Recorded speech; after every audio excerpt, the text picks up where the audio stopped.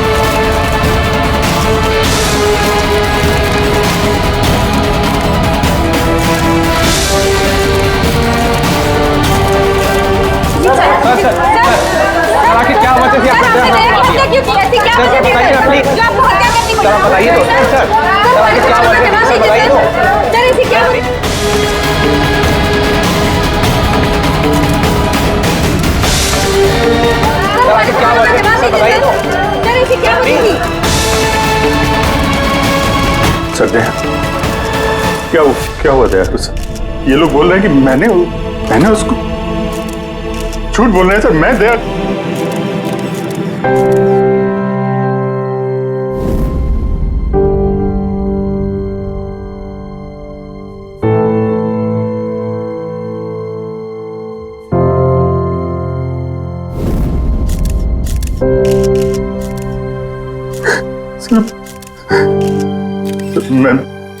मुझे पता नहीं सर। मैंने कब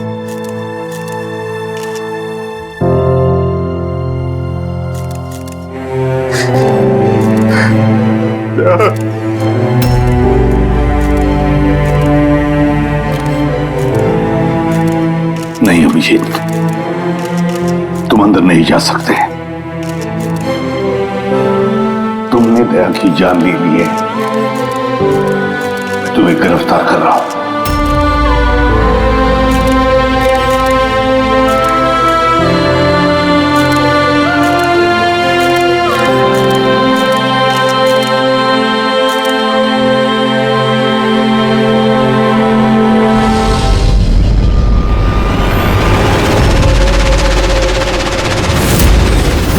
सर, जिसका खून हुआ है उसका नाम डीके है, एक प्राइवेट डिटेक्टिव। उसके मेड ने लाश देखी सुबह।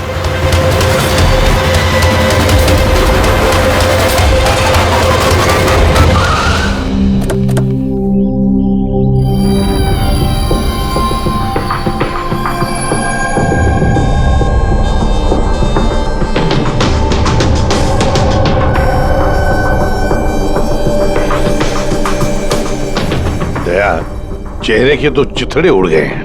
लगता है पॉइंट ब्लैंक रेंज से एक से ज्यादा गोलियां मारी है इसे। सर, इस कमरे का सामान अपनी जगह पे है सर, बिखरा हुआ नहीं है। ऐसा लगता नहीं है कि यहाँ पे हाथापाई हुई है।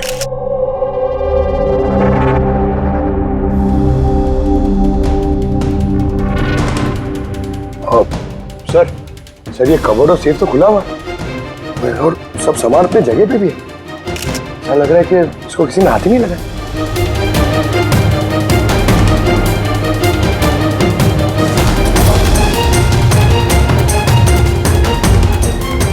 सर, पैसे और जेवर ऐसे के ऐसे ही। लगता है खूनी को जो चाहिए था शायद वो वही लेकर गए। सर, गोली।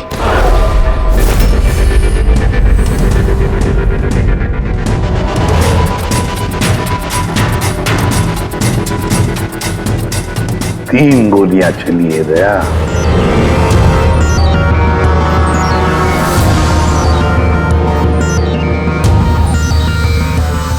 सर आप रेडी?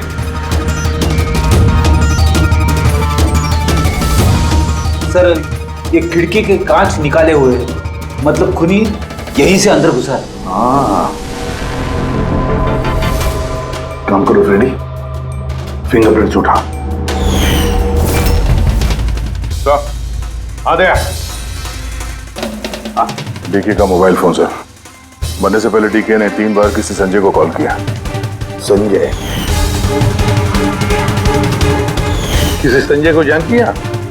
नहीं साहब। रात 1 बजे से 2:30 बजे के बीच में 3 बार। संजय की डिटेल निकालो सर। हाँ, और हाँ दया, ये अभिजीत कहाँ रह गया? तुमने उसे फोन करके कहा था ना यहाँ आने के लिए क्राइम सीन पर? हाँ सर, बताया था। शायद कहीं ट्रैफिक में फंस गया होगा। ट्रैफिक में? फोन करो उसे, कहो इसी वक्त आ जाए यहाँ पर। सर। हाँ।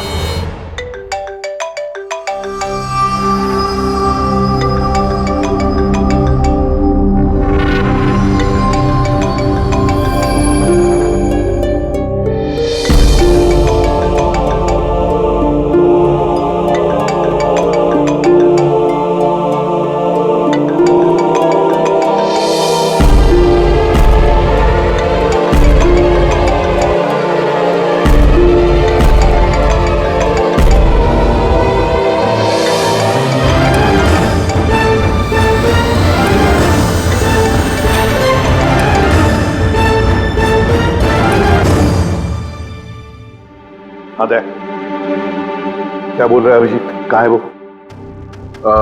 सर वो तबीयत थोड़ी खराब है उसकी। वो डॉक्टर के पास जाएगा और शायद वहां से सीधे ब्यूरो पहुंचेगा। कोई प्रॉब्लम है? नहीं सर, कोई प्रॉब्लम नहीं। समझ में नहीं आता, ये अभिजीत दिल्ली से आने के बाद कुछ अजीब सा बर्ताव कर रहा है।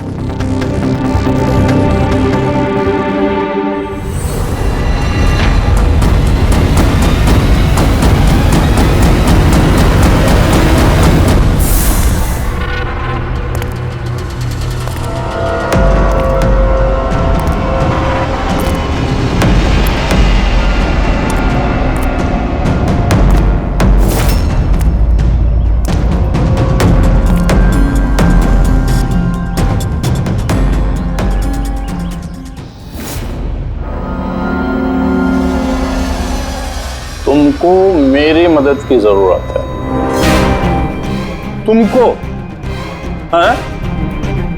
अरे भाई, तुम तो खुद एक सीआईडी ऑफिसर हो। हाँ, लेकिन ये काम मैं खुद नहीं कर सकता। चलो ठीक है, कर देंगे मदद। तू भी क्या याद रखेगा? चल चाय वाय तो पी। नहीं यार, वो मैं ठीक हूँ भाई। आई मीन देख चेतन, ये काम जो है ना, इसके बारे में किसी को खबर नहीं होनी चाहिए, खासतौर पे मेरी टीम को। कैसी बात कर रहा है यार? इतने दिन की दोस्ती है अपनी, इतना भी भरोसा नहीं है? बता काम क्या है? किसी का पीछा करना है, नजर रखनी है उस पे, और इस काम के मैं तुझे पैसे भी दूंगा। क्या बात कर रहा है यार? दोस्ती में पैसा? चल ठीक है, तेरा इच्छा है तो दे देना पैसा। वैसे पीछा किसका करना है?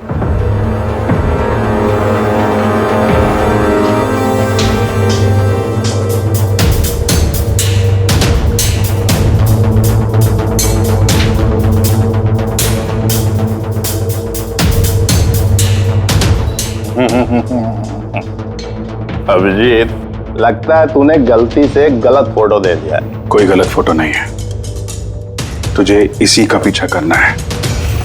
ये कहाँ जाता है, किससे मिलता है, क्या करता है, सब कुछ रात 10 बजे से सुबह 6 बजे तक। और प्लीज कोई सवाल मत पूछ, जितना कहा उतना कर बस। Okay okay.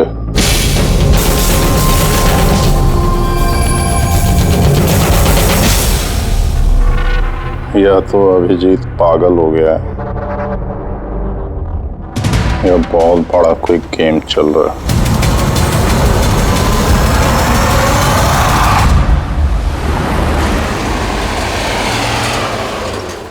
क्या डीके का खून हो गया? मरने से पहले डीके ने आखिरी बार फोन पे आपसे बात की थी आधी रात को। बात क्या हुई थी आपकी? वो मेरे कहने पर किसी पर जासूसी कर रहा था। कुछ सबूत मिला उसे, इसलिए उसने फोन किया था मुझे। जासूसी क्यों? मेरी बॉस मंदिरा जी के लिए। मंदिरा? कुमार ज्वेलर्स की मालकिन, मशहूर पेज 3 सेलिब्रिटी। उस दिल्ली वाले केस के बारे में तो आप सबने सुना ही। हो मंदिरा कुमार, मंदिरा जी। उन पर तो उनके पति, सास ससुर और केयरटेकर्स को मारने का इल्जाम था, है ना? जी। मगर सबूत न मिलने पर कोर्ट ने मंदिरा जी को बरी कर दिया। और उसके कुछ ही दिनों बाद मंदिरा जी की पर्सनल असिस्टेंट ईशाना, उसने भी आत्महत्या कर ली।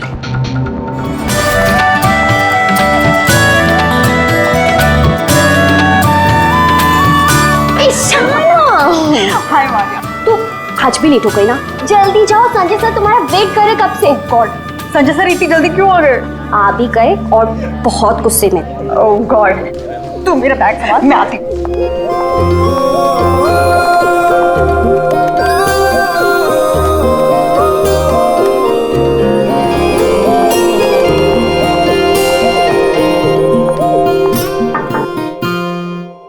May I come in, sir? Come in. Sorry, sir. Sir, sorry. I'm so sorry. What is this, Ishana? ये कोई टाइम है ऑफिस आने का? सर ट्रैफिक बहुत ज्यादा था। कौन ट्रैफिक? ये क्या रोज रोज का एक्सक्यूज है तुम्हारा? इस ऑफिस में बाकी लोग भी इसी ट्रैफिक में आते हैं ना? हाँ बोलो कुमार। नहीं, 30 दिसंबर के पहले कुछ नहीं हो सकता है। अरे तुम जानते हो यार, 30 दिसंबर को मंदिरा मैम का इवेंट है मुंबई में। उसके पहले जो कुछ भी होगा उसके बाद होगा। हाँ हाँ।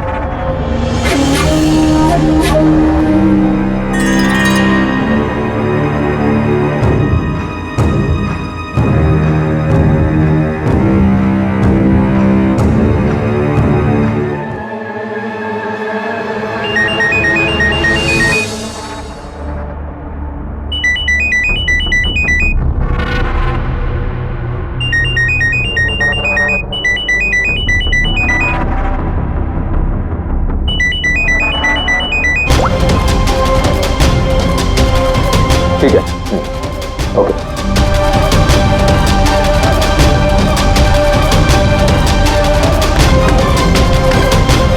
क्या हुआ? हाँ? ईशाना, वहां बाहर क्या देख रही हो?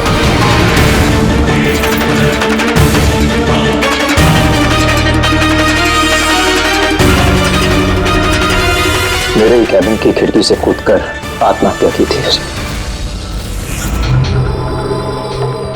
आत्महत्या क्यों की थी वो किसी को पता नहीं। वैसे मंदिरा जी ने डीके को किस पर जासूसी करने के लिए काम पे लगाया था? उनकी जान को खतरा है। डीके वही पता लगाने की कोशिश कर रहा था। जान को खतरा किससे? दरअसल कोर्ट से बरी होने के बाद कोई मैम को धमकियां दे रहा था।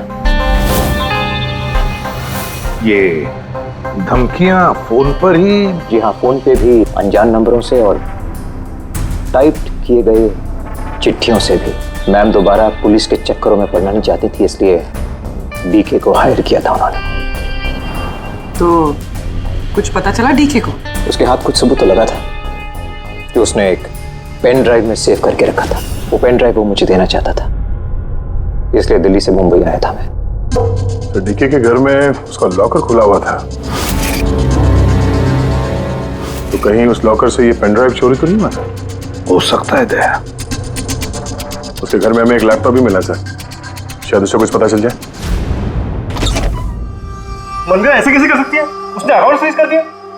वो अपने आपको समझती क्या है? अब सब कुछ उनकी मर्जी से होगा। ये लोग कौन है? सीआईडी। वैसे हम संजय से मिलने आए थे। आप दोनों कौन हैं? सर ये कायरा है, मिस्टर कुमार, मेरा मतलब मंदिरा मैम की बेटी। और ये मैम के बहनोई हैं, मिस्टर सबीर। हम मंदिरा जी और उनके पूरे परिवार से कब मिल सकते हैं? क्योंकि उनकी जान की हिफाजत अब हमारी जिम्मेदारी है। इनफैक्ट मंदिरा मैम, कायरा के चचेरे भाई शिखर और उनकी पत्नी अमारा सब आज रात को ही आ रहे हैं। 30 दिसंबर को कुमार ज्वेलर्स का एनुअल चैरिटी इवेंट है, उसमें शामिल होने के लिए। तो ठीक है, कल सुबह सुबह ही मिलते हैं।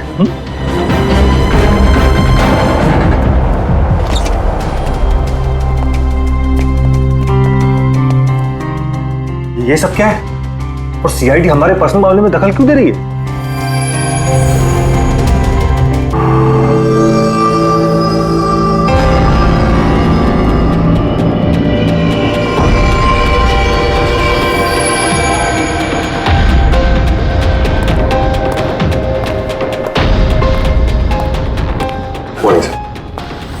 हेलो सर, अब तबीयत कैसी है आपकी? मर्डर इन्वेस्टिगेशन है सर, प्राइवेट इन्वेस्टिगेटर डीके की घर ही में मौत हुई है सर। ये पूरी केस फाइल है।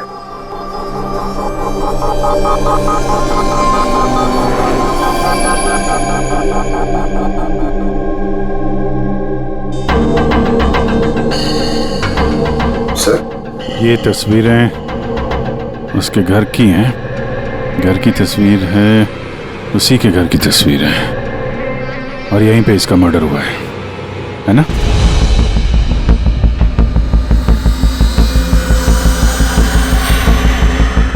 बराबर यहीं पे मर्डर हुआ है इसका। पंकज, ये क्या पूछ रहे हैं हमसे? हमने अभी तो यही बताया। वही तो सर, लग रहा है अभी भी उनकी तबीयत ठीक नहीं है, कुछ गड़बड़ लग रहा है सर।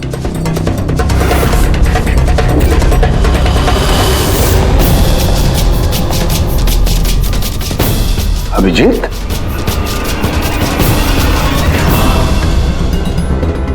Good morning sir. क्या चल क्या रहा है तुम्हारा? कहाँ गायब हो गए थे?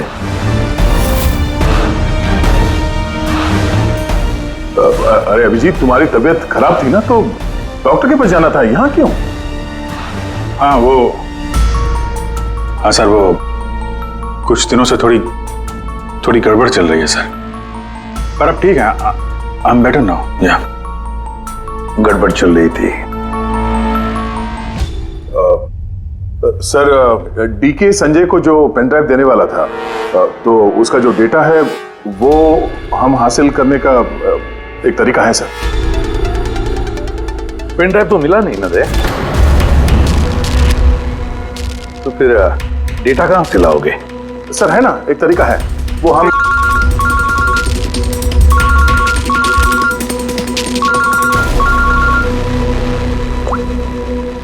हाँ बोल रहा हूं के।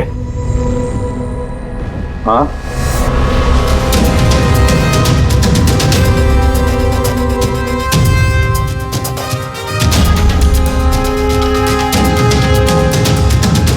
है सर।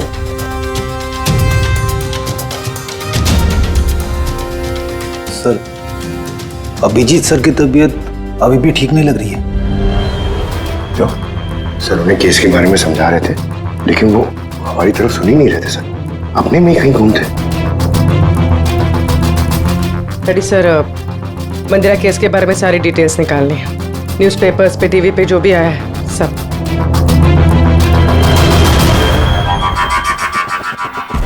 घर में घुसने का एक ही रास्ता है, मेन गेट, और चाबी डीके और उसके घर के मेट के पास रहती है।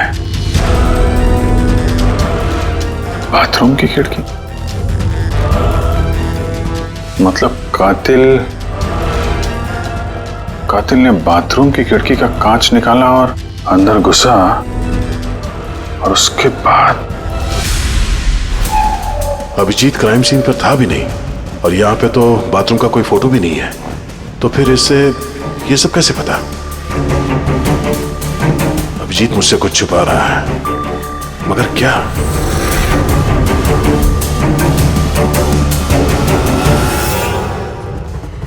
डीके के कंप्यूटर से जो डेटा डिलीट हुआ है वो उसके ऑनलाइन अकाउंट से निकाला जा सकता है।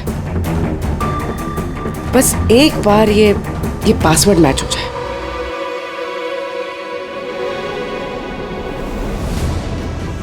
कुछ दिनों से थोड़ी गड़बड़ चल रही है सर, पर अब ठीक है, I am better now. Sir उन्हें केस के बारे में समझा रहे थे, लेकिन वो हमारी तरफ सुन ही नहीं रहे थे सर, अपने में कहीं गुम थे।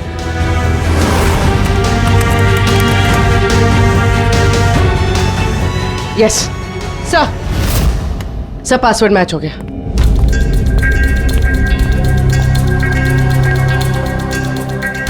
सर इसमें तो वीडियोस हैं, चेक करते हैं। सर ये तो डीके के कंपाउंड के अंदर की फुटेज है। इसका मतलब वहां पे सीसीटीवी कैमरा है?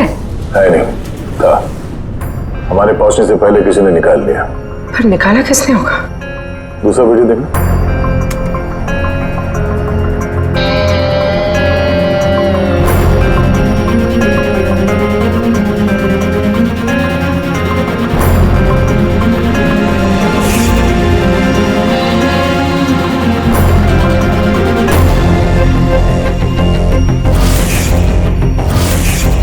ये कैसे हो सकता है?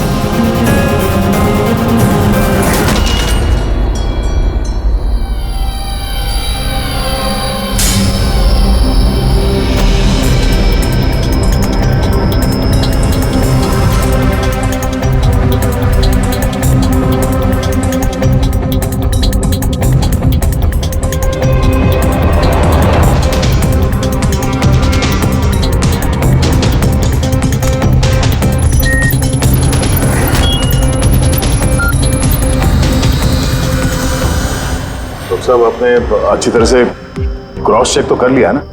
मतलब गन तो हमारे पास है नहीं, तो कहीं कोई गलती नहीं था, कोई गलती नहीं। मैंने एक बार नहीं 10 बार क्रॉस चेक किया है। मानता हूं कि गन हमारे पास नहीं है, लेकिन गन के रिकॉर्ड्स तो हमारे पास हैं। वो गोलियां जिससे डीके की मौत हुई है, वो गोलियां उसकी ही गन से चली हैं। गोलियों का पैटर्न, गोलियों पर लगे हुए निशान, सब ये बात साबित करते हैं कि वो अभिजीत की गन है। सर गोली अभिजीत की गन से चली है, लेकिन ये जरूरी तो नहीं कि उसी ने गोली चलाई है। एग्जैक्टली सर, इसीलिए मैंने ये बात एसीपी साहब को भी नहीं बताई, सिर्फ आप दोनों को बताई, ताकि मैं इस मामले के तह तक जा सकूं। क्या तुमने ये बात एसीपी को नहीं बताई? क्या बताऊं सर, क्या बताऊं एसीपी साहब को? जब मेरा दिल नहीं मान रहा तो मैं उनको क्या बताऊं? अगर ये बात तुम्हारा दिल नहीं मान रहा था तो तुमने फोन करके क्यों मुझसे पूछा कि जिस गन की गोलियों से डीके की मौत हुई है वो गन अभिजीत की है या नहीं? वो क्या था जिसकी वजह से तुम्हें अभिजीत पर शक हुआ? क्या था वो? इसलिए सर क्योंकि जब हमने, जरा पीछे ले जाना।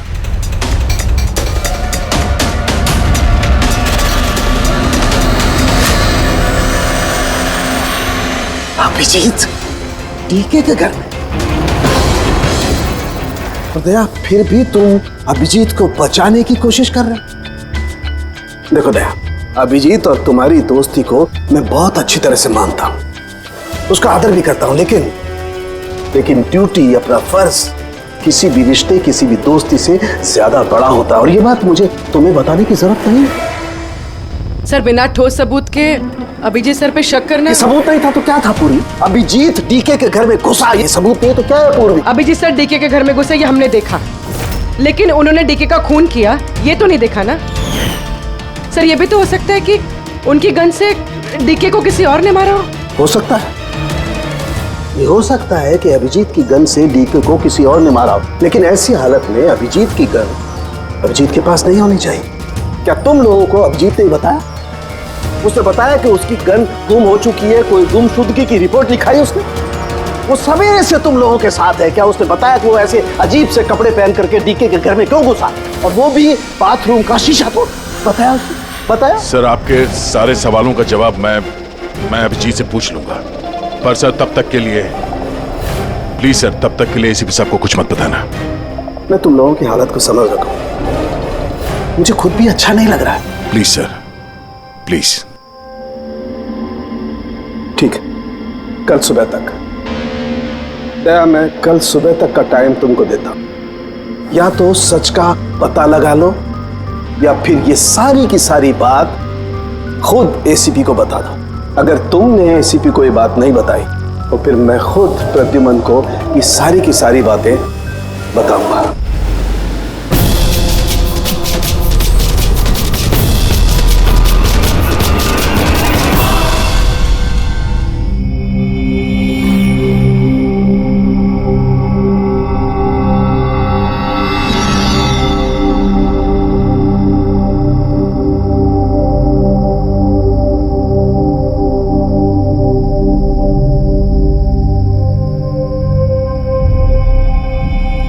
आधा घंटे से ऊपर हो गया, 10 का 10:30 बज गया, अभी तक आया ही नहीं। पूरी रात यहाँ लगता है इंतजार करवाएगा।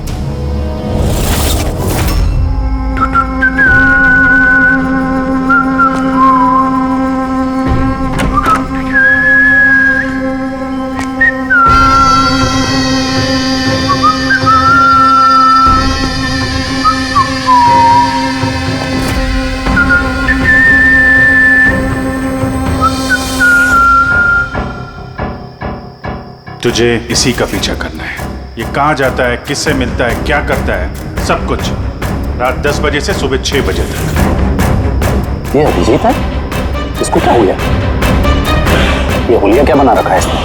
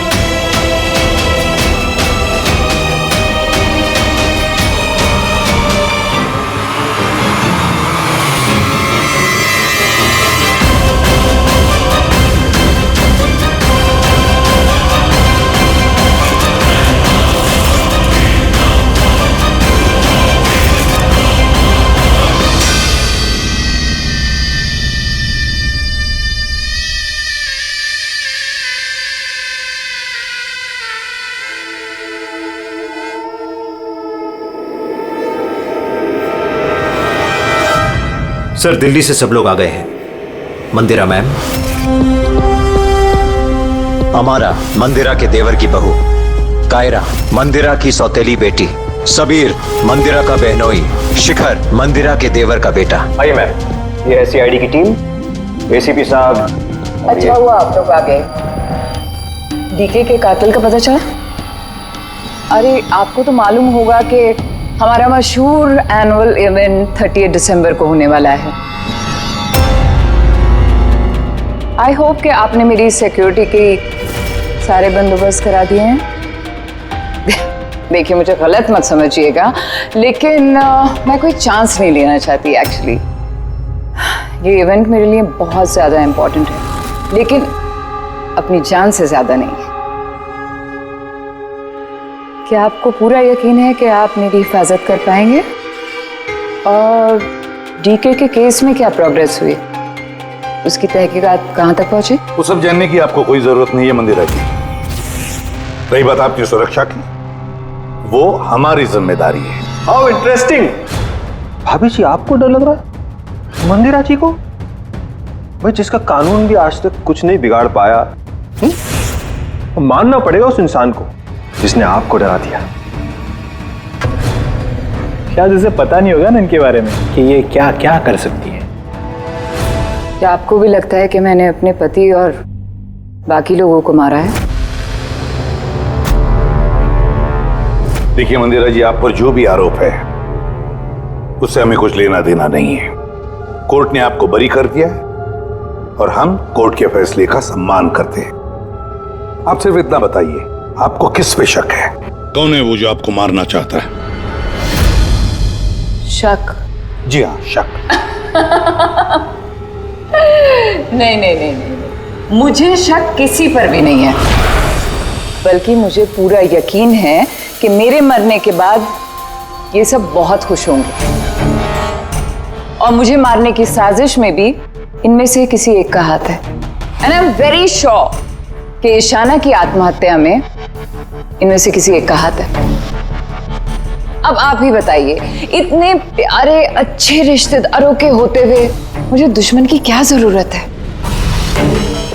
मॉम प्लीज, आप फिर से अपना ये इमोशनल ड्रामा शुरू मत कीजिए। यहाँ पे ऐसा कोई क्रिमिनल नहीं है जो आपको मारना चाहेगा। राइट। खुद को बेगुनाह और बाकी सबको विलन समझना, ये तो भाभी की पुरानी आदत है। आई स्वेयर मैंडी, मुझे तो इस कहानी पे यकीन ही नहीं है। कौन मारना चाहता है तुमको और किसने धमकियां दी हैं? कहाँ है वो धमकी भरे खत? हाँ मंदिरा जी, कहाँ है वो खत? वो मुझे याद नहीं, मैंने फेंक दिए। सी, आई न्यू कि आप यही बोलोगे। सो कन्वीनियंट। बस हो गया। आप लोग एक दूसरे पर कीचड़ उछलना बंद कर दीजिए और एक बात अच्छी तरह से याद रखिए, हमें सब पर शक है और जब मैं सब पर कहता हूं उसका मतलब है आप सब पर शक है, आप सब पर। और एक बात, हमारी परमिशन के बगैर आप ये शहर छोड़ नहीं सकते। कोई भी शहर छोड़कर नहीं जाएगा। अगर जरूरत पड़े तो हम आपको दोबारा बुला लेंगे। Thank you very much. Thank you.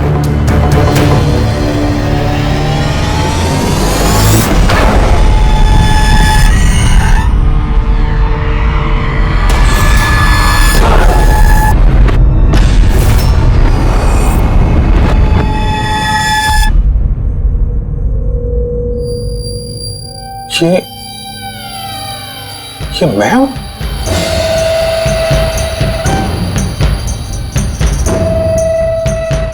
ये कपड़े पहन के घूम रहा था। ऐसे कपड़े तो रोज सुबह मेरे वॉशिंग मशीन में धुल रहे होते हैं।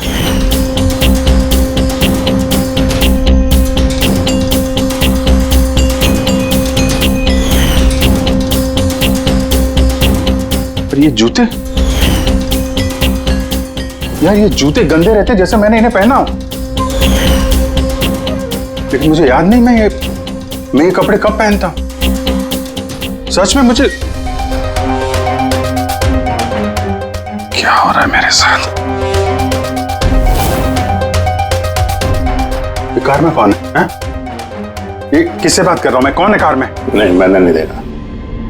तुम बात कर रहे थे, तुम्हें पता होगा।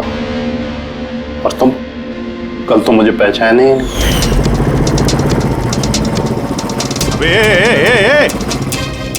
चांद के छल्ले, तुझे सुसाइड करना है तो किसी बड़ी गाड़ी के नीचे जाना। खाली फोकट मेरे सामने क्यों आ रहा है? तो तू कैसे बात कर रहा है? और ये क्या बन के घूम रहा है तू? ये अपुन का स्टाइल है, टोनी का स्टाइल।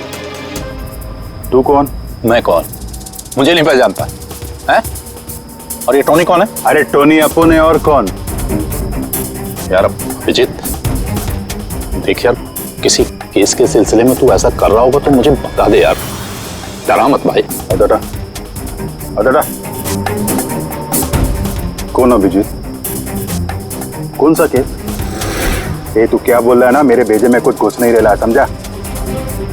टोनी नाम है मेरा, टोनी। टोनी से पंगा नहीं लेने का, समझा? चल हवा आने दे और टोनी को जाने दे।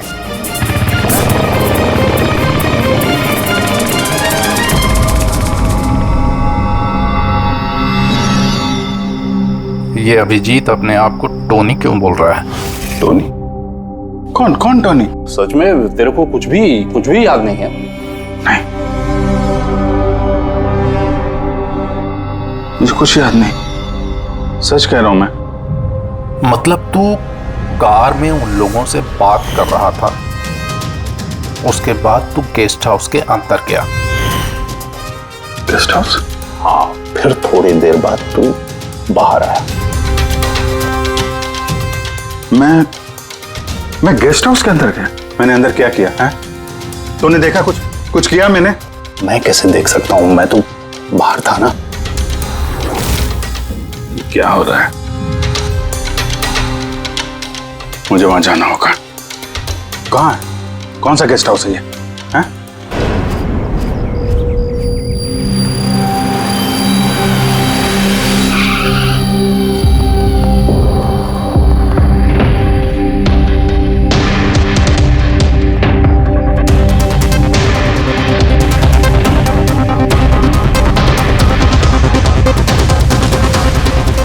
सर, खून।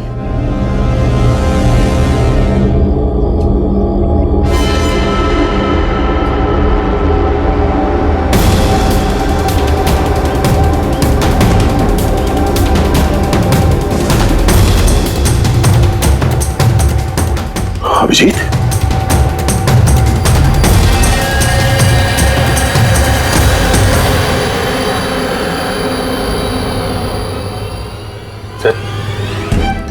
तुम यहाँ पे? तुम्हारा फोन ट्रैक करके, और यही सवाल मैं तुमसे पूछ रहा हूं अभिजीत, तुम यहां कैसे?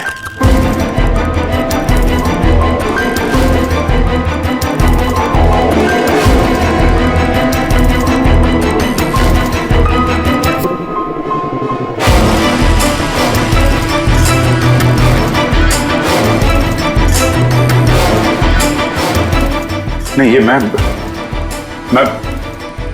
बताता हूँ दया, यहाँ पे क्या हुआ। अभिजीत, यहाँ पे क्या हुआ वो तो हमें दिख रहा है। तुम बताओ, किसने किया ये? हाँ? तुमने इन दोनों को मारा? मैंने? अभिजीत, मैं तुमसे कुछ पूछ रहा हूं। तुमने मारा इनको? सर आप अभिजीत सर पे इल्जाम लगाए हैं सर। मुझे इल्जाम लगाने की जरूरत नहीं है पूर्वी, तुम देखने रही हो यहां दो लाशें पड़ी हैं, खून से लथपथ, और सीआईडी ऑफिसर अभिजीत लाशों के बीच से ये बैज उठा रहा है, या यूं कह लो कि सुराग चुरा रहा है। अभिजीत, मैं फिर पूछ रहा हूं तुमसे, मुझे तुम्हारे साथ अपराधियों जैसे बर्ताव करने पे मजबूर मत करो। तो क्या करूं मैं? क्या बोलूं मैं?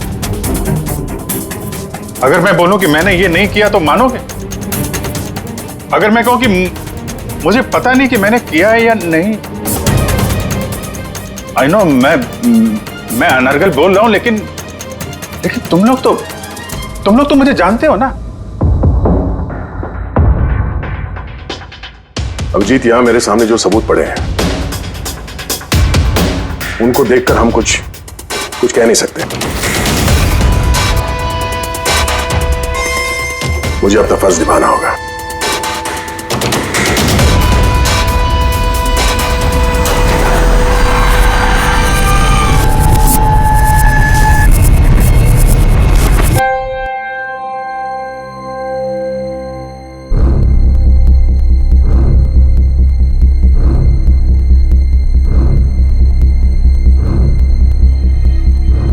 अभिजीत, इतनी देर से मैं तुम्हें पूछे जा रहा हूं, मगर तुम्हारे पास कोई जवाब तक नहीं।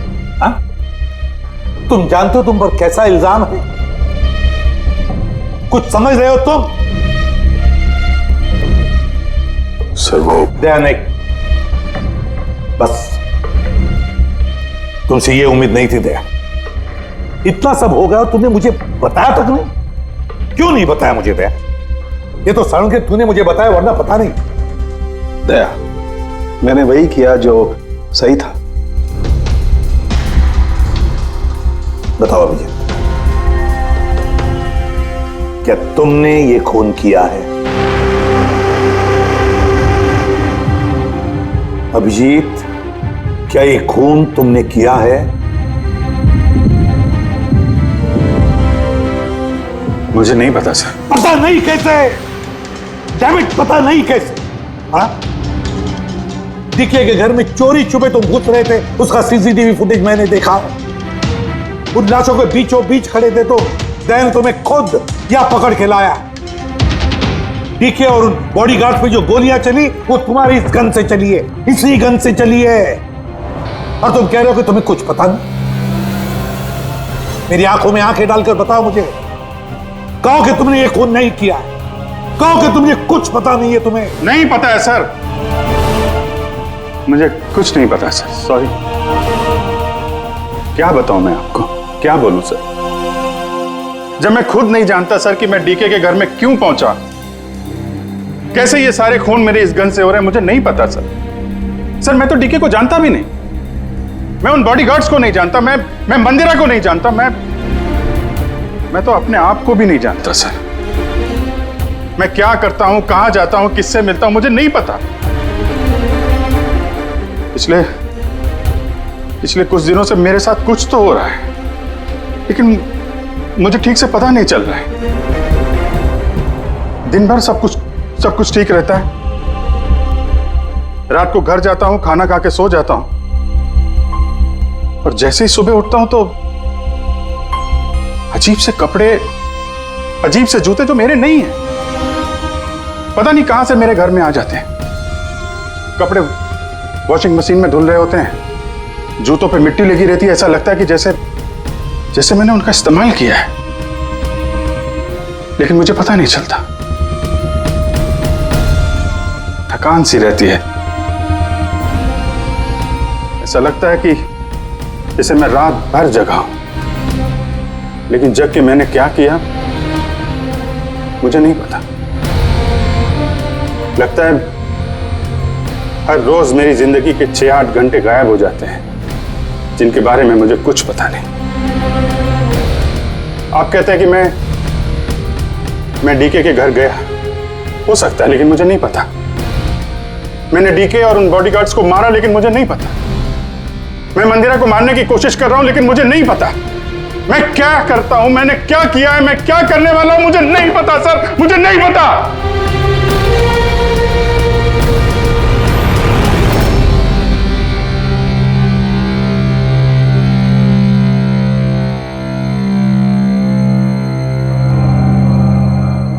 देखो अभिजीत, इस वक्त तुम खुद के लिए और दूसरों के लिए भी खतरनाक हो। मैं तुम्हें खुला नहीं छोड़ सकता, मैं तुम्हें नजर कैद में रख रहा हूं, और दया तुम पर नजर रखेगा।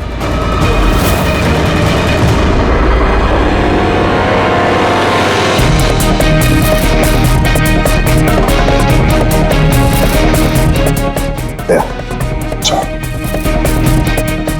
एक बात अच्छी तरह से याद रखना, तुम अपने दोस्त पर नहीं, बल्कि एक कातिल पर, एक खूनी पर नजर रख रहे हो। एक ऐसा आदमी जिसका मानसिक संतुलन बिगड़ चुका है।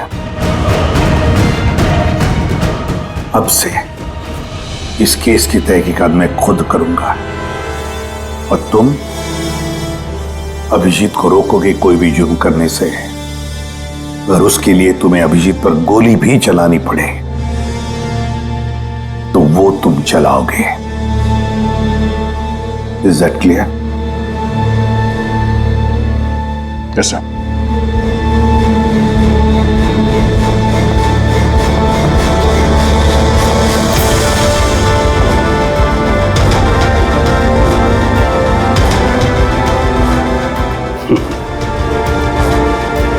हथकड़ी लगा दो यार। सुना ना, मानसिक संतुलन ठीक नहीं है मेरा, कब क्या कर बैठूं कुछ पता नहीं। रोक लो मुझे, इससे पहले मेरे हाथों कोई और गुनाह हो जाए। रोक लो मुझे यार। आपका ऑफिसर आपका अपना सीआईडी ऑफिसर मेरी जान के पीछे पड़ा है। उसने उन लोगों को भी मार डाला जो मेरी हिफाजत कर रहे थे, और आप बड़ी शान से कह रहे हैं कि डरने की कोई बात नहीं है। वो आपकी नाक के नीचे लोगों का कत्ल कर रहा है, और आप अब भी कह रहे हैं कि डरने की कोई बात नहीं है। कमाल है। आप मुझे बताइए कि मैं आप लोगों पर कैसे भरोसा करूं? आज आपका एक ऑफिसर सीरियल किलर निकला है, कल को कोई दूसरा निकल आएगा। बस मंदिरा जी बस, बहुत बोल गई आप। हमारा इंस्पेक्टर अभिजीत एक ईमानदार और बहादुर सिपाही है। अपने देश की रक्षा के लिए और आम आदमी की सुरक्षा के लिए अपनी जान तक कुर्बान कर सकता है, लेकिन एक किलर कभी नहीं बन सकता। हाँ, उस पर इल्जाम जरूर है, 3 खून का इल्जाम है। साबित सिर्फ इतना हुआ है कि अभिजीत का मानसिक संतुलन बिगड़ चुका है। उसे कुछ याद नहीं रहता वो क्या करता है, किससे मिलता है, क्या बोलता है, और उसके बाद में जब नॉर्मल होता है सब कुछ भूल जाता है। इसका मतलब ये नहीं कि वो कोई सीरियल किलर है। मैं पूरी यकीन के साथ कहता हूं, खतरा है आपकी जान को तो वो आपके इन रिश्तेदारों से। एक्सक्यूज मी, सबूत सारे आपके ऑफिसर के खिलाफ मिले हैं और शक आप हम सब पे कर रहे हैं? जी हाँ, मैं आप सब पर शक कर रहा हूं। ऑफिसर तो आप ही का है, वो आप तो उसे ही बचाएंगे। वो तीनों खून इंस्पेक्टर अभिजीत की गन से चली हुई गोलियों से हुए, और आपको लगता है कि ये काम हम में से कोई कर सकता है? अरे हमारे पास आपके ऑफिसर की गन कहां से आएगी? शिखर जी, जल्द से जल्द हम पता लगा लेंगे कि इंस्पेक्टर अभिजीत की गन आपके पास कैसे आई। लेकिन मंदिरा जी, एक रिक्वेस्ट है, आपका जो 30 दिसंबर का इवेंट है वो आप कैंसिल मत कीजिए। बहुत अच्छा मौका है खूनी को पकड़ने का, क्योंकि खूनी उस इवेंट में जरूर आएगा।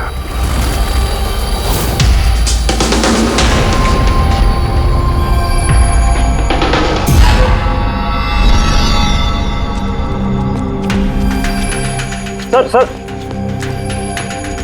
हाँ संजय, क्या बात है? आप अभिजीत सर के बारे में कुछ कह रहे थे कि उनके जहन में कोई और शख्सियत घुस जाती है, याददाश्त उनकी, मतलब उन्हें रात के कुछ घंटे याद नहीं रहते। हाँ, तो बिल्कुल ऐसा ही, एग्जैक्टली ऐसा ही किसी और के साथ भी हुआ था। किसके साथ? हाँ सर, ईशाना। ईशाना? जिस दिन उसने आत्महत्या की उसके कुछ दिन पहले से बिल्कुल ऐसा बर्ताव करने लगी थी वो। क्या? बस अजीब सी हो गई थी वो, खोई खोई रहती थी। जिस दिन आत्महत्या की उसने, उसके कुछ दिन पहले से एक अजीब सा रिंगटोन लगा रखा था उसने अपने फोन पर, और फिर उस दिन अचानक से वो रिंगटोन बजने लगा और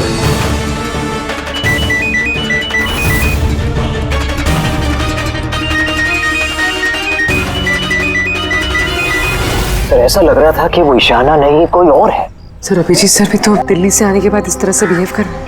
हाँ, ईशाना, अभिजीत, दिल्ली, ये तीनों का कोई ना कोई कनेक्शन जरूर है। कुछ ना कुछ तो गड़बड़ जरूर है, कुछ ना कुछ तो है।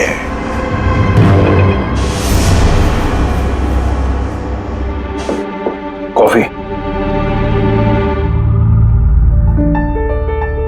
अरे पी लो यार, कुछ मिलाया नहीं है। मैं यही हूं और कहीं भागने वाला नहीं। अभिजीत, तुमने हम सबसे ये बात छुपाई क्यों?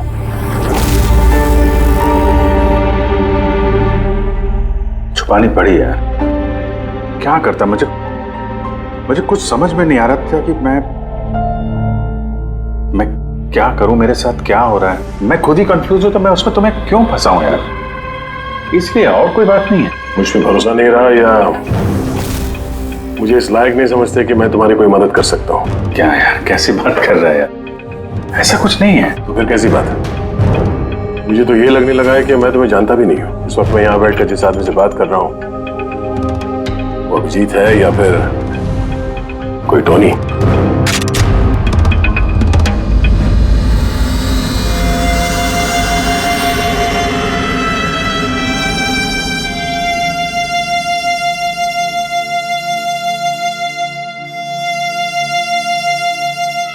मैं तुम्हें कोई नुकसान नहीं पहुंचाने वाला। अभिजीत हूं या टोनी, सपने में भी नुकसान नहीं पहुंचाऊंगा। गन दिखाने की जरूरत नहीं है। बात यह है ही नहीं कि तुम मुझे कोई नुकसान पहुंचा सकते हो या नहीं। बात यह है कि मैं यहां सिर्फ अपनी ड्यूटी कर रहा हूं और मैं कोई चांस नहीं ले सकता। मैं तो तुम्हें शायद जानता भी नहीं हूं।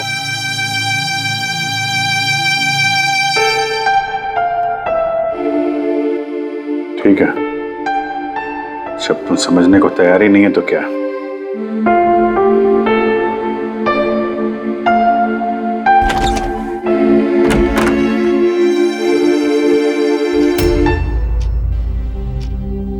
तो डॉक्टर महेश, हमने आपको सारी बात बता दी। अब आप बताइए, आपको क्या लगता है? देखिए, अभी अभी आपने जो कुछ भी मुझे कहा ये अभिजीत और ईशाना के बारे में, उससे एक बात तो बिल्कुल साफ है कि दोनों की कंडीशन एक जैसी है। Artificially induce split personality. इसे सरल शब्द में मैं आपको समझाऊं तो इसमें पेशेंट के दिमाग में उसके अपने व्यक्तित्व के अलावा एक और व्यक्तित्व को प्लांट किया जाता है, जो किसी खास दशा, निर्देश, आदेश के मुताबिक चलता है, और उसे इस तरह सेट किया जाता है कि वो व्यक्तित्व खास निर्धारित समय पर निर्धारित ट्रिगर मिलने पे उस व्यक्तित्व पे हावी हो जाता है। और जितनी देर ये हावी रहता है, वो पुराने व्यक्तित्व के बारे में ना तो कुछ जानता है और ना ही उसे पुराने व्यक्तित्व के बारे में कोई भी चीजें याद रहती हैं। ये इंसान का दिमाग है। इस दिमाग के दो मुख्य हिस्से हैं, सचेत मस्तिष्क यानी कि कॉन्शियस स्टेट ऑफ माइंड, जिसमें हम अभी हैं, और अचेत मस्तिष्क यानी कि semi conscious state of mind, जो हम सब सो रहे होते हैं उस वक्त होता है। और कभी कभी जागते हुए भी किसी नशे या किसी दवाई के असर में हमारा अचेत मस्तिष्क एक्टिव होता है। सचेत और अचेत दोनों ही अवस्था में ही दिमाग अलग अलग होते हैं। इस अवस्था में दोनों ही दिमाग जो सोचते हैं, जो बातें, जो यादें, उसे सेव कर लेते हैं। सचेत मस्तिष्क में सेव बातें तो हमें बरसों तक याद रहती हैं, लेकिन अचेत मस्तिष्क में सेव की हुई बातें हमें याद नहीं रहती। डॉक्टर महेश, ये कुछ हिप्नोसिस जैसा, सम्मोहन जैसा, जिसमें इंसान के दिमाग को कंट्रोल करके उससे कुछ भी करवाया जा सकता है एक रोबोट की तरह से, और बाद में किसी खास आवाज से उस सम्मोहन को तोड़ दिया जाता है और इंसान को कुछ भी याद नहीं रहता। नहीं डॉक्टर सोलंकी, सम्मोहन अलग प्रक्रिया है। सम्मोहन में आप आदमी को तभी तक कंट्रोल में रख सकते हैं जब तक वो सम्मोहित अवस्था में है।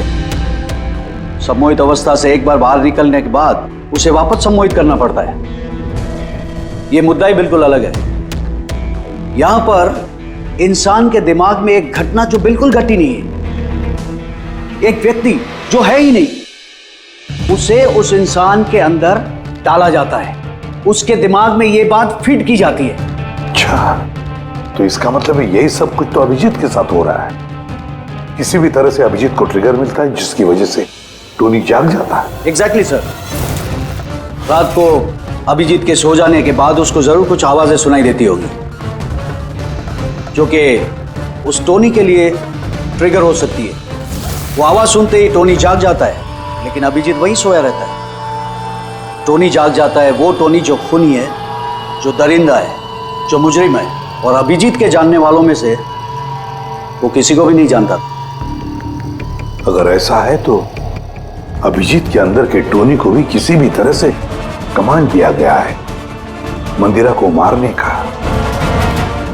तो 30 दिसंबर वाले इवेंट में ये टोनी इसे अंजाम देगा, मंदिरा को मारने की कोशिश करेगा। 2 दिन बाद 30 दिसंबर।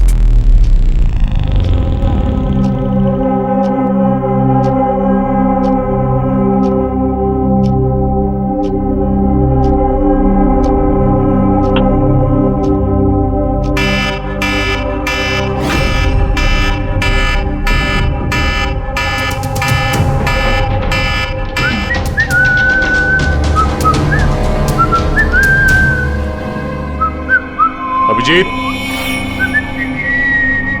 अभिजीत, कहाँ हो?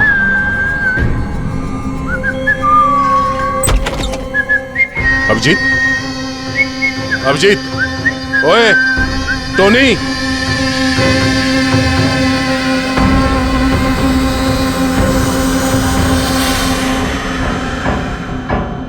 कौन है तू?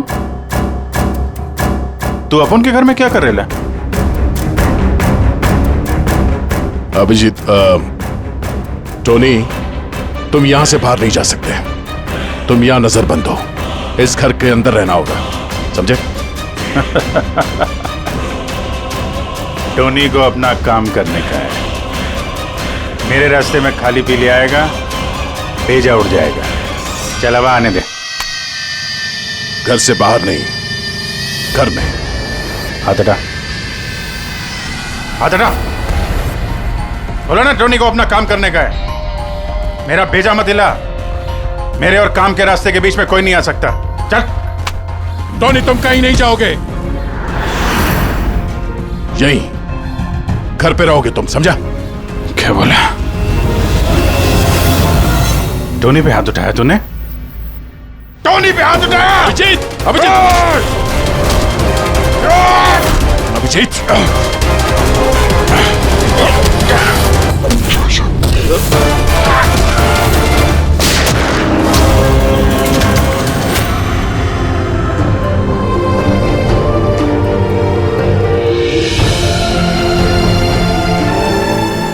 सरदे, क्या हुआ दया? ये लोग बोल रहे हैं कि मैंने नहीं अभिजीत, तुम अंदर नहीं जा सकते। तुमने दया की जान ले ली है। मैं तुम्हें गिरफ्तार कर रहा हूं।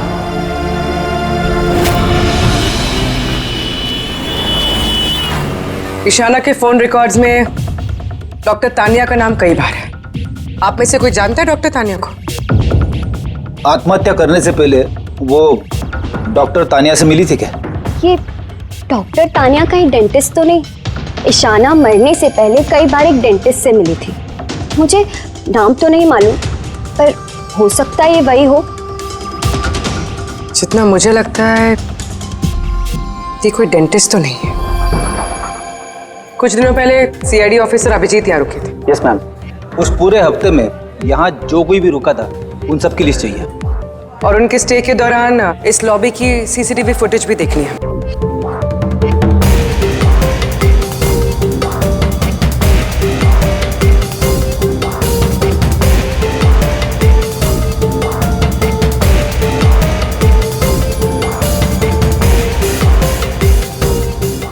एक मिनट पॉज कीजिए। ये लड़की कौन है जिससे अभिजीत सर बात कर रहे हैं? पूर्वी, इस लिस्ट में डॉक्टर तानिया का नाम है और वो यहीं पे रुकी हुई थी जब तक अभिजीत सर यहाँ पे थे। शायद ये वही लड़की। क्या नाम है इस लड़की का? मैम डॉक्टर तानिया, हफ्ते भर यहीं थी वो। सर, इस तानिया से तुरंत मिलना होगा। सर, तानिया मुंबई के पैराडाइज होटल में रुकी हुई है। क्या मतलब मुझे टिकट नहीं मिल सकता? लुक, मुझे अभी इसी वक्त इंडिया से बाहर जाना है। Do you understand? यस।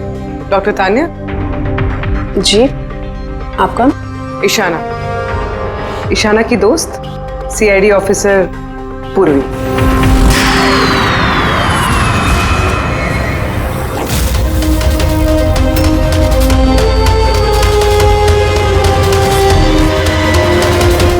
भागना बड़ा मुश्किल है। कहाँ भाग रही है तानिया जी? क्या क्या चाहते क्या है आप लोग? अभिजीत के साथ क्या किया तुमने?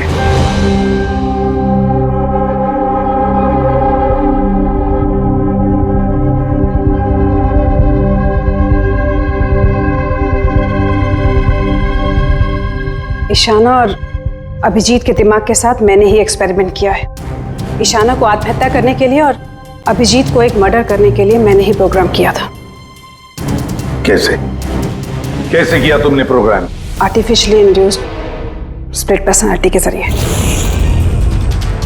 मैंने दोनों के दिमाग को सेट किया और अपने सेट शेड्यूल के मुताबिक दोनों को इस तरह प्लान किया कि एक ट्रिगर बजेगा या एक कॉल आएगा, और जब भी ये कॉल आएगा दोनों को वो सारे ऑर्डर्स मानने होंगे। किसी भी हाल पे। वो फोन नंबर जहां से उनको फोन आते हैं, किसका नंबर है ये? वो एक पीसीओ का नंबर है। ईशाना ने मुझे ये नंबर दिया था अभिजीत के दिमाग में फीड करने के लिए। क्या कहा? क्या कहा तुमने? अभिजीत के साथ ऐसा करने के लिए ईशाना ने कहा तुम्हें? जी। और फिर ईशाना की खुदकुशी, उसका क्या? उसका क्या? वो भी खुद ईशाना ने ही कहा था मुझसे करने के लिए। What?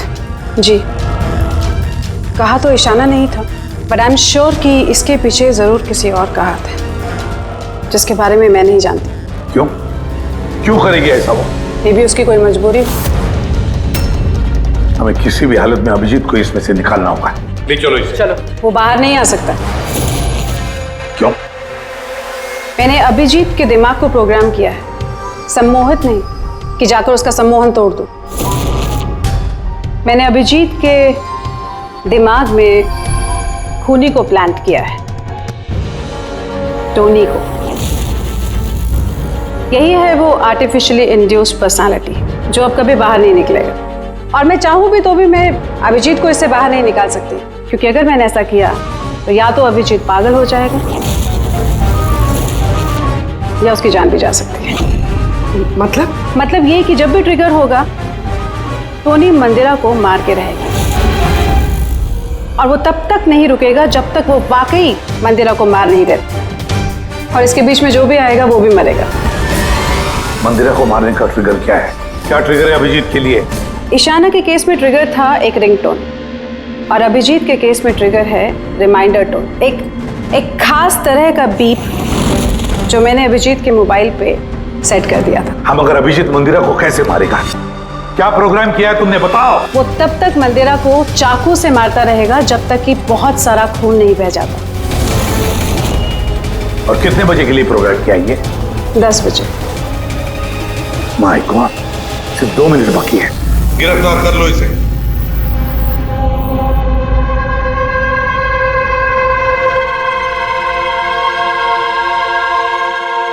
कभी जिंदगी में नहीं सोचा था सर कि आपके ऊपर मुजरिमों की तरह नजर रखनी पड़ेगी।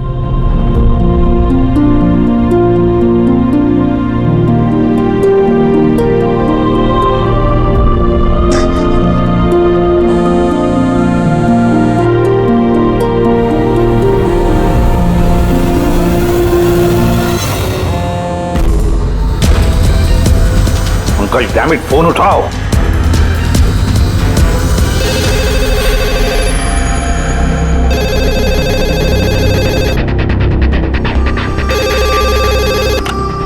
हेलो पंकज, कहाँ थे तुम? मोबाइल क्यों नहीं उठा रहे थे? सॉरी सर, मेरा फोन साइलेंट पे था। इधर ही सर, अभिजीत सर के पास। सुनो मेरी बात, अभी के अभी जाके अभिजीत का फोन स्विच ऑफ करो। क्या sir?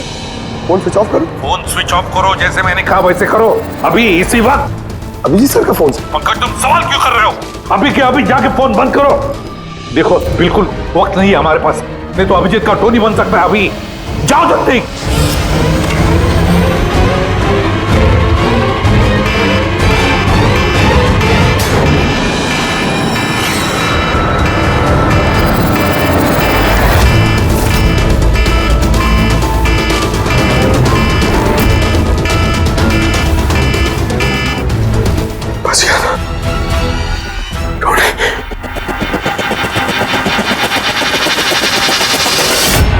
Abhijeet sir? Abhijeet sir कहाँ गए? Abhijeet sir? Abhijeet sir?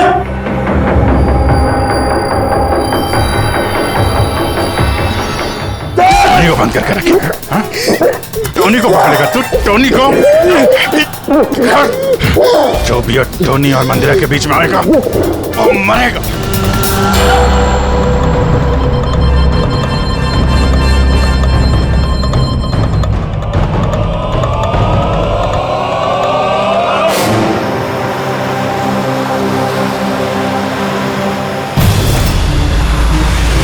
Sir यही चैरिटी इवेंट का वेन्यू है।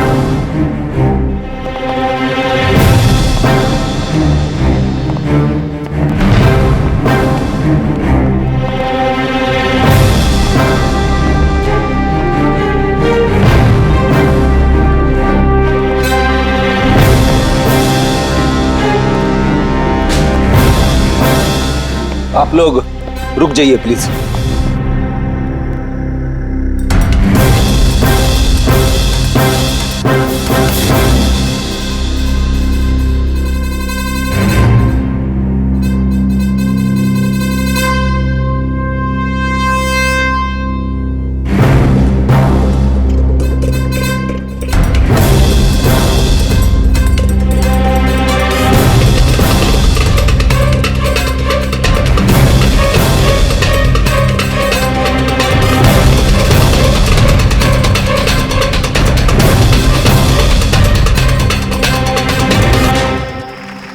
हेलो लेडीज एंड जेंटलमैन, हर साल की तरह इस साल की जो ये शाम है वो बहुत खास है, क्योंकि ये शाम है मंदिरा ज्वेलर्स के एनुअल चैरिटी इवेंट की, जिसमें जमा की गई सारी राशि दिल्ली और मुंबई के अनाथ आश्रमों और वृद्ध आश्रमों को जाती है। क्या बात है, तालियां बनती है इस बात पे डीकेसी चैरिटी के लिए।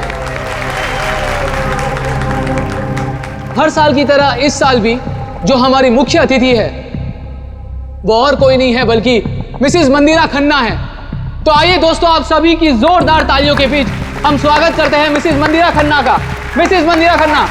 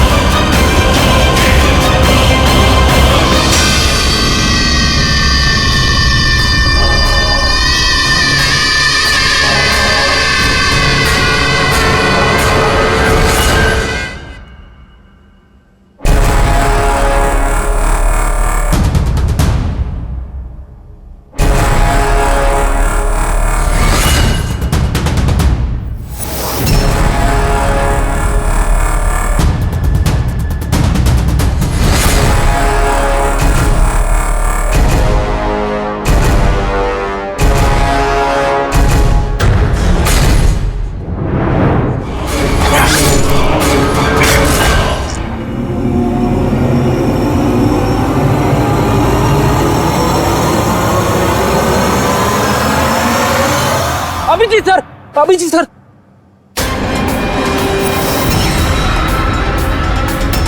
Sir sir light on. Sir sir Abhijeet ठीक है सर? जल्दी से हॉस्पिटल ले चलो, जल्दी आओ।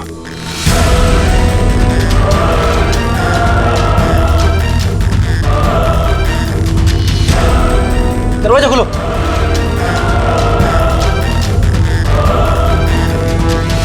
मंदिरा जी, टोनी ने अपना मिशन पूरा किया, मंदिरा जी को मारने का।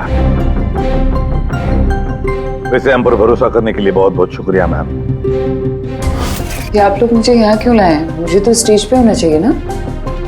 मैडम, हमारा एक प्लान है। प्लान? पूर्वी,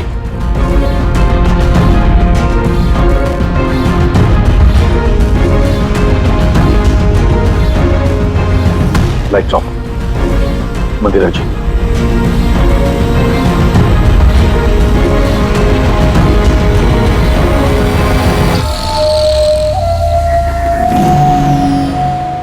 और आपकी हिम्मत की भी दाद देनी पड़ेगी। Thank you. मॉम, मॉम अब ठीक हो ना? ये सब क्या है? आप लोग हमें ग्रीन रूम में लॉक करके क्या हासिल करना चाहते थे?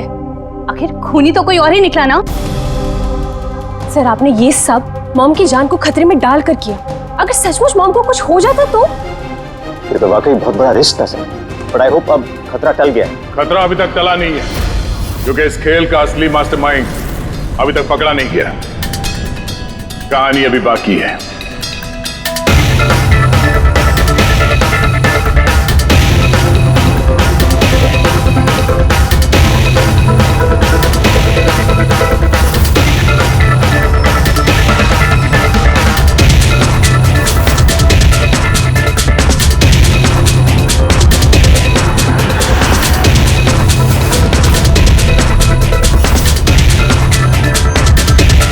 क्या हुआ? मुझे देख के अच्छा नहीं लगा? कभी कभी कातिल तक पहुंचने के लिए हमें मरना भी पड़ता है। इसका मतलब इनके खून की खबर नाटक थी?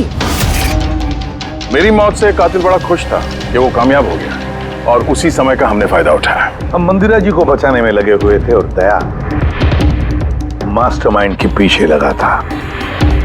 लेकिन असली मास्टरमाइंड है कौन?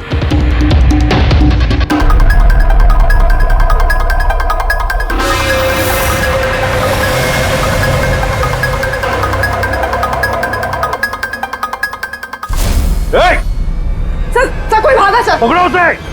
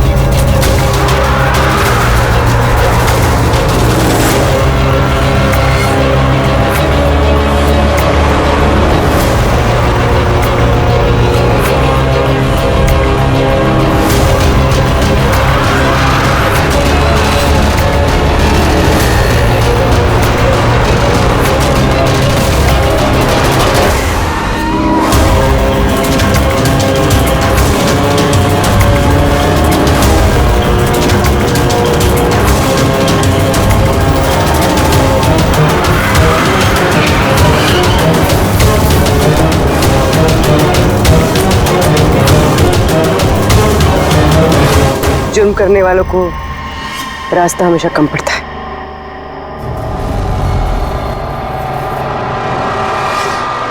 तुम ये सोच रही हो कि हमें कैसे पता चला कि खून तुमने किया? हमें ये तो पता था कि ये मास्टरमाइंड मंदिरा जी के अपने में से कोई है, इसलिए मेरी मौत के बाद सबसे पहले हमने ये पता किया कि आप में से वो कौन है जो अभिजीत को जानता था या फिर उससे मिला था। फिर मुझे याद आया कि क्राइम ब्रांच के सेमिनार के लिए अभिजीत दिल्ली गया हुआ था। उस सेमिनार में आने वाले लोगों की लिस्ट देखी मैंने तो मेरा ध्यान कायरा पे गया। क्रिमिनल साइकोलॉजी की स्टूडेंट कायरा।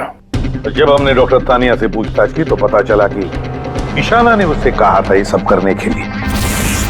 उस वक्त ईशाना की माँ सरकारी अस्पताल में एडमिट थी। उसके तुरंत बाद ईशाना की माँ को 7 स्टार हॉस्पिटल में एडमिट किया गया और उसका सारा खर्चा मिस कायरा ने उठाया था। और सबसे बड़ा क्लू वो पीसीओ, जिससे अभिजीत सर को फोन पे ऑर्डर्स मिलते थे। दया सर ने उस पर नजर रखी और वहां पर भी तुम दिखे। Okay fine, I give up. मान गई कि आप लोग बहुत स्मार्ट हैं, लेकिन सर इस बात से तो आप भी एग्री करोगे ना कि मैं भी बहुत स्मार्ट हूं? हाँ, स्मार्ट तो हो तुम। क्रिमिनल साइकोलॉजी की होशियार स्टूडेंट जो अपने सौतेली मां से अपने पूरे परिवार का खून का बदला लेना चाहती थी। लोगों के दिमाग से खेलना, उन्हें अपने चक्कर में फंसाना, ये इनकी खासियत है। तो मुझे लगा कि क्यों ना इन्हीं की तरीके से मार दिया जाए। इसीलिए मैं ईशाना से मिली और फिर डॉक्टर तान्या से मदद ली। She was mad. She wanted to do an experiment. फिर मैंने ईशाना को बहुत समझाया कई बार समझाने के बाद शी वॉज रेडी। उसने वो एक्सपेरिमेंट अपने ऊपर लिया, लेकिन somehow I was never convinced। मुझे हमेशा कंफ्यूजन रहता था कि वो नहीं कर पाएगी एक्सपेरिमेंट। फिर उसी दौरान मैं दिल्ली में अभिजीत से मिली, और उनसे मिलने के बाद मुझे लगा कि इतने सच्चे और ईमानदार पुलिस ऑफिसर के होते हुए ये एक्सपेरिमेंट कोई और क्यों करे। फिर मैंने और डॉक्टर तान्या ने अभिजीत को मोहरा बनाया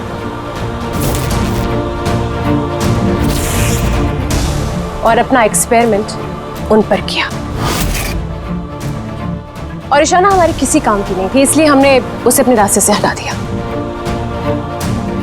देखिए, और वो जो 2 बॉडीगार्ड, उन्होंने क्या बिगाड़ा था तुम्हारा? उन्हें क्यों मरवाया? ऐसा इसलिए किया क्योंकि सारा इल्जाम अभिजीत पर आ जाए, और अभिजीत की बुलेट्स और गन्स हासिल करने के लिए टोनी था ना उसके दिमाग में। तुम इतनी खतरनाक हो सकती हो कायरा, मैं कभी सोच भी नहीं सकती थी। अब पता चल गया ना, तुमने मेरे माँ बाप के साथ, मेरी फैमिली के साथ जो भी किया है, तुम्हें जीने का कोई हक नहीं है। मैंने ये सब इसलिए किया क्योंकि मैं ये प्रूव करना चाहती थी कि इस दुनिया में किसी के भी दिमाग के साथ खेला जा सकता है, चाहे वो सीआईडी ऑफिसर ही क्यों ना हो। कायरा, बदले की आग में तुमने एक बहादुर सीआईडी ऑफिसर की जान के साथ खेला है, और तो और 4 मासूम लोगों की जानें भी ली। डीके, ईशाना और मंदिरा जी के 2 बॉडीगार्ड। बहुत गलत किया तुमने। कानून तुम्हें कभी माफ नहीं करेगा। तुम्हें तो फांसी होगी, फांसी। जरा प्लीज ये सब याद मत करिए, एक बुरा सपना समझकर भूल जाइए। बुरा? डरावना?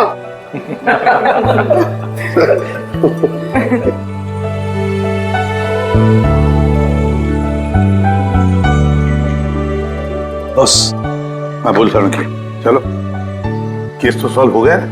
हाँ, केस तो सॉल्व हो गया, लेकिन क्या?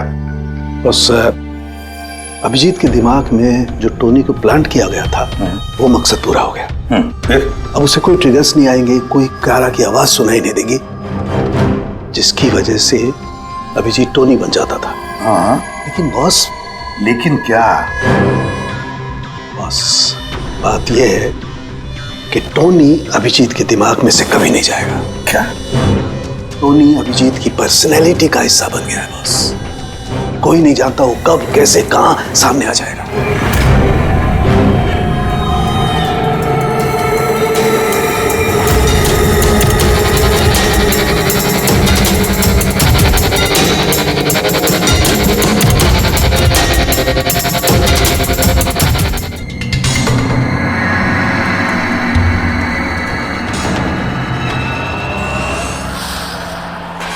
जैकलिन, जरा फैन ऑन कर दो।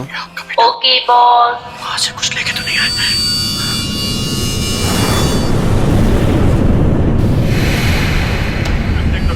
इसको फेंक दो, मर जाएंगे सब। खाले, अरे देख क्या रही है? खाले, 10 दिन से नहीं खाया। अरे खा ले, नहीं तो मारूंगा।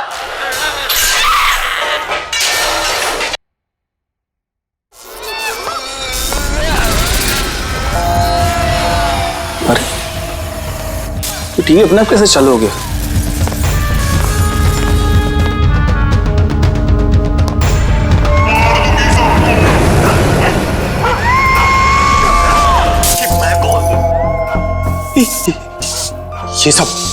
ये सब हो क्या रहा है?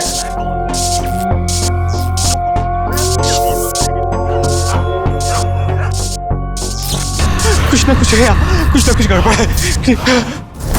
चेकिंग, दरवाजा खोलो। बॉस, सारे डोर्स को मैंने लॉक कर दिया है।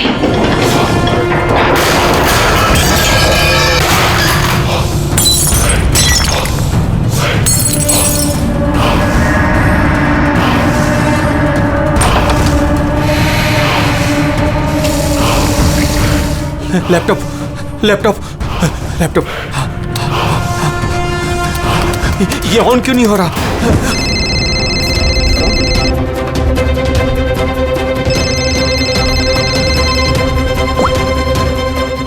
मार दूंगी बॉस। नहीं, मैं तुम्हें मार दूंगी। जैकलिन मुझे मत मारना।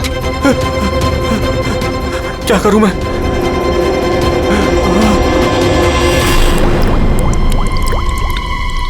ये पानी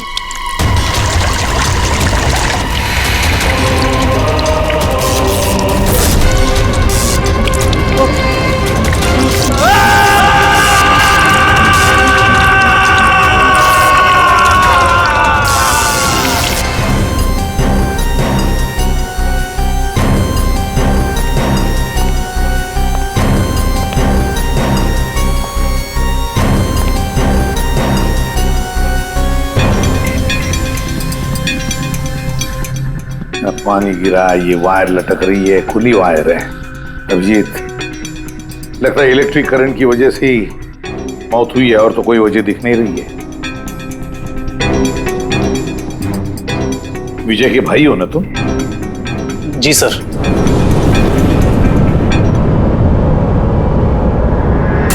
सर बॉडी पे तो ना कोई चोट है ना ही जख्म का निशान है।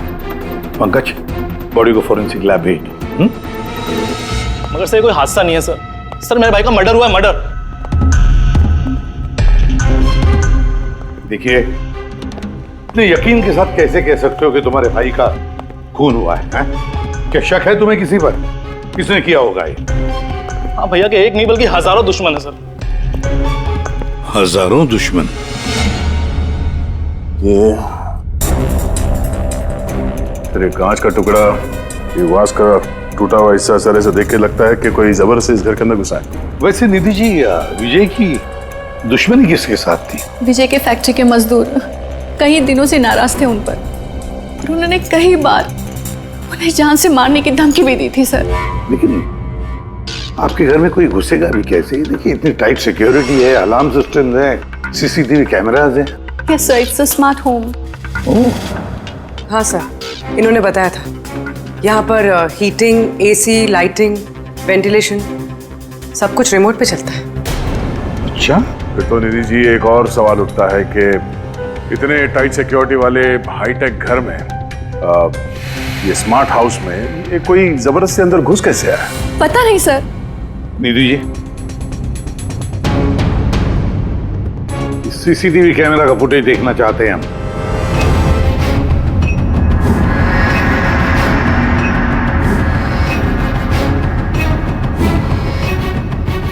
विजय भाग रहा है, बचने की कोशिश कर रहा है, लेकिन पीछा कौन कर रहा है? ये तो दिख नहीं रहा। सर, ये कोई अदृश्य ताकत तो नहीं है? पंकज, ये ख्याल दोबारा गलती से भी अपने दिमाग में मत लाना, वरना इसी पे साहब तुम्हें अदृश्य कर देंगे सीआईडी से। जरूर उन मजदूरों ने कुछ किया है, वही जिम्मेदार है मेरे पति के मौत की। जितने भी मजदूर हैं, उन सब के एड्रेसेस हमें चाहिए। साहब, आपको कोई गलतफहमी हो रही है, ये सब ठीक नहीं हो रहा साहब। साहब, हम लोग गरीब मजदूर जरूर हैं, इसका मतलब ये नहीं कि हम पर आप खून का इल्जाम लगा देंगे। इधर आइए। देखो, हम लोग किसी पे कोई इल्जाम नहीं लगा रहे, हम सिर्फ सच जानने की कोशिश कर रहे हैं। और क्या ये सच नहीं है कि आप सबने विजय को जान से मारने की धमकियां दी थी? ये सब किसने कहा सर आपसे? विजय ने कहा है, इसलिए अब चुप रहने का कोई फायदा नहीं है। जिसने भी किया है चुपचाप सामने आ जाए, समझे? सर, मैं मानता हूँ कि हमने कई बार गुस्से में इस तरह की धमकियां वगैरह दी होंगी, पर विजय साहब का खून करने के बारे में हम में से कोई भी सोच नहीं सकता। हाँ साहब, उनकी मौत से हमारा क्या फायदा है? उल्टा हम लोगों का तो नुकसान हो गया। अब 6 महीने का जो पगार है वो कौन देगा? ओह, तो आप लोग विजय जी से इस बात से गुस्सा थे कि उसने पिछले 6 महीने से आप लोगों की तनख्वाह नहीं दी थी? हाँ साहब, पिछले कई महीनों से हम लोग उधारी में अपनी जिंदगी गुजार रहे हैं। 2 महीने से बच्चों के स्कूल की फीस भी नहीं जमा करी। कल ही बच्चों को स्कूल से निकाल दिया, ये कहकर कि अगर स्कूल की फीस नहीं लाए तो स्कूल मत आना। अच्छा, ये बताओ, सिर्फ यही एक वजह थी विजय साहब से नाराजगी की, या कोई और भी वजह थी? सर, एक वजह ये भी थी कि साहब हमें नौकरी से निकालना चाहते थे। वो क्यों? क्योंकि साहब को लगने लगा था कि मशीनें इंसान से ज़्यादा अच्छा काम करती हैं और ज़्यादा मुनाफा भी देती हैं। तो गुस्से में कहीं खून तो नहीं कर दिया? नहीं साहब, उनका खून करने से हमें हमारे पैसे तो नहीं मिलेंगे, उल्टा हमारे बीवी बच्चे सड़क पर आ जाएंगे। कितने मजदूर बेरोजगार हुए होंगे? सर 100 से ज़्यादा। 100 से भी ज्यादा लोगों के घर के चूल्हे बुझ गए इस विजय की वजह से। मतलब इन 100 लोगों में से कोई भी हो सकता है जिसने विजय का खून किया। पता लगाना पड़ेगा इन सब मजदूरों के बारे में, कौन कौन कहाँ था कल रात। हाँ फ्रेडी, कुछ पता चला मजदूरों के बारे में? कहाँ थे वो विजय के खून के वक्त? सर अभी तक सबका पता नहीं चला सर, प्रोसेस चल रही है। सर आप पूर्वी? सर एक ऐसी बात पता चली है जिसका विजय की मौत से कोई कनेक्शन हो सकता है। क्या बताओ जरा। सर ये देखिए, करीब करीब मौत के वक्त रात 12:09 पे विजय ने अपने अकाउंट से किसी को 50 करोड़ ट्रांसफर किए थे। 50 करोड़ रुपए, इतनी बड़ी रकम किसके अकाउंट में ट्रांसफर किए? देखो, पनामा में कोई अकाउंट है, किसका है ये पता नहीं। जरूर खूनी ने जबरदस्ती करवाया होगा ये ट्रांजैक्शन, विजय पे दबाव डाल के। तो पिछले 6 महीने से वर्कर्स को पगार नहीं दी गई और रातों रात 50 करोड़ रुपए ट्रांसफर किए जाते हैं। सर कहीं वो वर्कर्स में से कोई एक तो नहीं है? नहीं पंकज, कोई गरीब मजदूर इतने सिक्योरिटी वाले घर में घुसकर पनामा के जैसे बैंक अकाउंट में पैसे ट्रांसफर करेगा? नहीं, ये बात गले से उतरती नहीं है। सर होगा तो कोई जान पहचान वाला, कोई आसपास का आदमी, कोई ऐसा दुश्मन जो जानता हो कि विजय की घर की सिक्योरिटी को कैसे भेदा जा सकता है। कौन हो सकता है?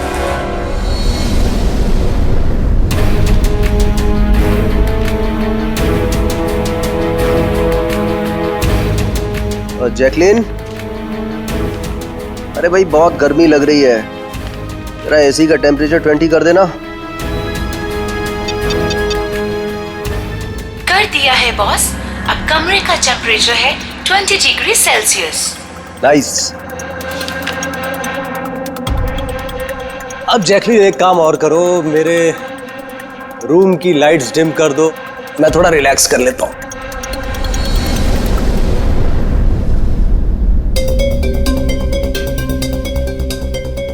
जैकलिन, अरे तुम्हें याद है ना कल मेरी दुबई में मीटिंग है? यस बॉस, मीटिंग की पूरी तैयारियां हो चुकी हैं। अच्छा ये बताओ, दुबई का टेम्परेचर कल कैसा रहने वाला है? वैसे तो कल दुबई का टेम्परेचर 21 डिग्री सेल्सियस है, मगर बॉस आपका टेम्परेचर बर्फ से भी ज्यादा ठंडा होगा। क्या मतलब? मतलब बॉस, लाश का टेम्परेचर ठंडा होता है। What? लगता है तुम्हारे सॉफ्टवेयर के साथ किसी ने छेड़छाड़ की है। ऐसा भद्दा मजाक? ये मजाक नहीं है बॉस, ऐसा सच में होने वाला है। वैसे आपकी कोई आखिरी ख्वाहिश? Shut up! क्या बकवास है? कौन है? कौन है? बाहर आ जाओ। बॉस, हम दोनों के अलावा यहाँ कोई नहीं है। वैसे आपको मेरी कंपनी पसंद है ना? Shut up!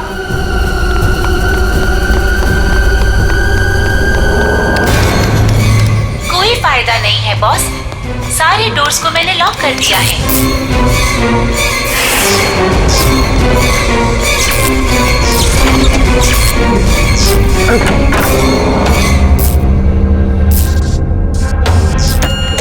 बॉस, आप अंदर कहाँ घुस गए? चलो बाहर आ जाओ। कौन है तुम?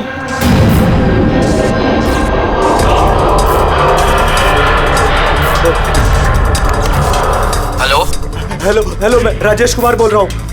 मेरी जान को खतरा है, आप लोग जल्दी से मेरे घर पे आ जाइए प्लीज। खोलो, जैकलिन खोलो। बॉस, दरवाजा तभी खुलेगा जब आप मेरी एक बात मानोगे। बोलो, तुम्हें क्या चाहिए? क्या चाहिए बताओ, मैं तुम्हें दूंगा। ठीक है, तो अब अपना लैपटॉप खोलो। लैपटॉप? हाँ, बोलो। उसकी स्क्रीन पे एक बैंक अकाउंट नंबर दिखेगा। है नंबर है। अब इस अकाउंट नंबर पे 50 करोड़ ट्रांसफर करो। 50 करोड़? वो भी इतनी बड़ी रकम? 50 करोड़ आपकी जान से ज्यादा है क्या? नहीं, मैं दे दूंगा, मैं तुम्हें 50 करोड़ दे दूंगा। ट्रांसफर कर रहा हूं।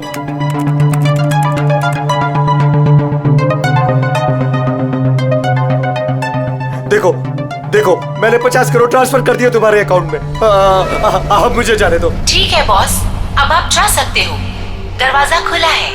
अरे वाह, दरवाजा खुला है।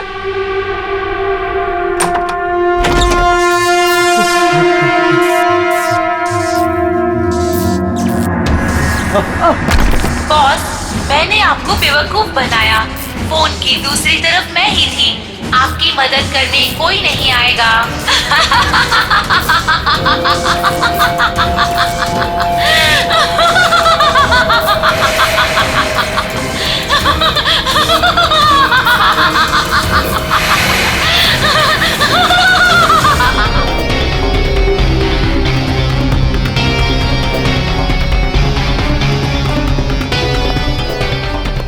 सर, ये झूमर का हुक तो बराबर है सर।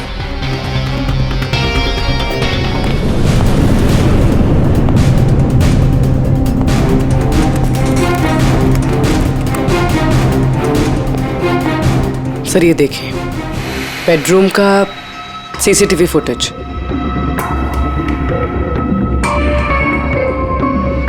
सर लगता है किसी से बचने के लिए ये भाग के कमरे में गया और फिर दरवाजा लॉक कर लिया।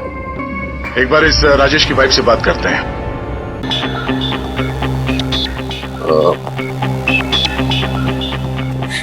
मैम, ये राजेश के अलावा वो सिक्योरिटी कोड कौन कौन जानता था? राजेश के अलावा तो कोई कोड नहीं जानता था सर। यहाँ तक कि उन्होंने मुझे भी कभी नहीं बताया था। सर, ये खूनी को कोड कैसे पता चला और वो अंदर आया कैसे? एक मिनट, ये तो ठीक वैसे डिवाइस है जैसे किसी के घर में था। राजेश को मॉडर्न टेक्नोलॉजी से बहुत लगाव था। मशीन, गैजेट्स वगैरह सबसे हमेशा अप टू डेट रहते थे। इस घर को स्मार्ट होम बना दिया था उन्होंने। हर मशीन को उनकी वर्चुअल असिस्टेंट जैकलिन ऑपरेट करना जानती थी। एक और कॉमन चीज है विजय और राजेश के बीच में, टेक्नोलॉजी से लगाव।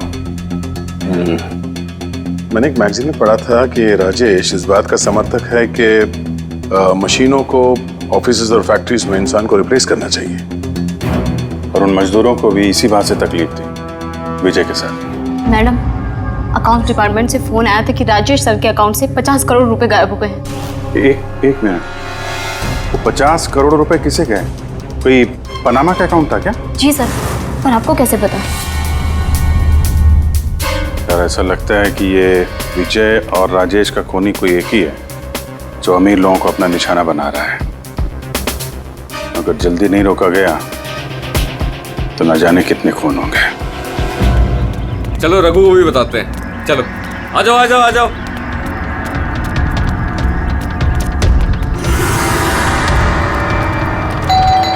रघु भाई दरवाजा खोलो। रघु भाई, अरे रघु भाई दरवाजा खोलो। रघु भाई, रघु भाई, अरे आ रहा हूँ।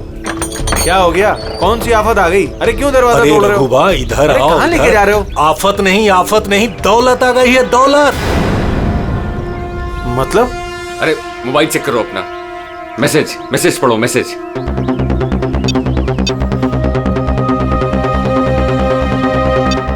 10 लाख रुपए आ गए मेरे अकाउंट में, लेकिन कहां से? ये मेरे अकाउंट में किसी ने 10 लाख रुपए डाले? सिर्फ आपके अकाउंट में नहीं भाई, हम सब के अकाउंट में 10-10 लाख रुपए आ गए। 10-10 लाख। रघु भाई माला माल हो गए हम सब। अब ना जिंदगी का कोई भी सपना अधूरा नहीं रहेगा। मैंने तो सोच लिया भाई, एक महंगी सी गाड़ी लूंगा। और मैं अपनी बीवी को लेकर विदेश जाने वाला हूँ बस। एक मिनट, ज्यादा हवा में मत उड़ो तुम लोग। इतना सारा पैसा हमारे अकाउंट में आया कहाँ से? अरे क्या फर्क पड़ता है, कहीं से भी आया हो। मुझे तो कुछ ठीक नहीं लग रहा है। मुझे लग रहा है कि हमें सीआईडी को बुलाना चाहिए। वो कहते हैं ना ऊपर वाला जब भी देता है तो छप्पड़ फाड़ कर देता है। ऐसा ही कुछ हुआ है बरोड़िया बस्ती में रहने वाले गरीब मजदूरों के साथ, जहां कल तक इनके पास खाने को एक एक दाने तक नहीं थे। आज उन्हीं मजदूरों के अकाउंट में किसी नेक इंसान ने 10 लाख रुपए जमा करा दिए। हालांकि पैसे देने वाला कौन है और कहां से इनके अकाउंट में पैसे आए हैं, इस बात का खुलासा अभी तक नहीं हो पाया है। सर पूरा का पूरा पैसा उसी पनामा वाले अकाउंट से आया इन मजदूरों को। ये लो 10-10 लाख रुपए। ये जो भी है उसने पहले विजय और राजेश का खून कर दिया और फिर उन्हीं का पैसा, मतलब विजय और राजेश का पैसा गरीबों में बांट दिया। मगर सर ये जो कोई भी दरियादिल खूनी है, आखिर इतनी टाइट सिक्योरिटी वाले घरों में घुसा कैसे? तो एक बात नोटिस की तुमने, ये विजय और राजेश दोनों के ही टाइट सिक्योरिटी वाले घर आर्टिफिशियल इंटेलिजेंस से चलते थे, और फिर दोनों के भी एक ही वर्चुअल असिस्टेंट थी, जैकलीन। हाँ सर, तो हो सकता है इस चालाक खूनी ने इस आर्टिफिशियल इंटेलिजेंस के साथ कुछ हैकिंग वगैरह की हो और इस जैकलीन को उनके ही मालिकों के खिलाफ प्रोग्राम कर दिया हो सकता है। ये जैकलीन वाला सॉफ्टवेयर किस कंपनी का है? सर मशहूर कंपनी BOT टेक्नोलॉजीज के मालिक मिस्टर अरविंद, ये जैकलीन उन्हीं की उपज है। आई सी, तो इस जैकलीन के पीछे अरविंद है। अरविंद, आगे से मुझे किसी भी तरह के एक्सक्यूजेस नहीं चाहिए। He serious towards your work. Arvind ji, हम लोग CID से आपसे कुछ सवाल पूछना है। सॉरी, इस वक्त मैं थोड़ा बिजी हूँ। तुम लोग कल शाम को 5 बजे आना। मिस्टर अरविंद, ज्यादा ओवर स्मार्ट बनने की कोशिश मत करो, समझे? 2 खून हुए। ये तो शुक्र है कि हम तुमसे बात करने यहाँ पर आए हैं, वरना आगे की पूछताछ CID ब्यूरो में भी हो सकती है। बात समझ में आई?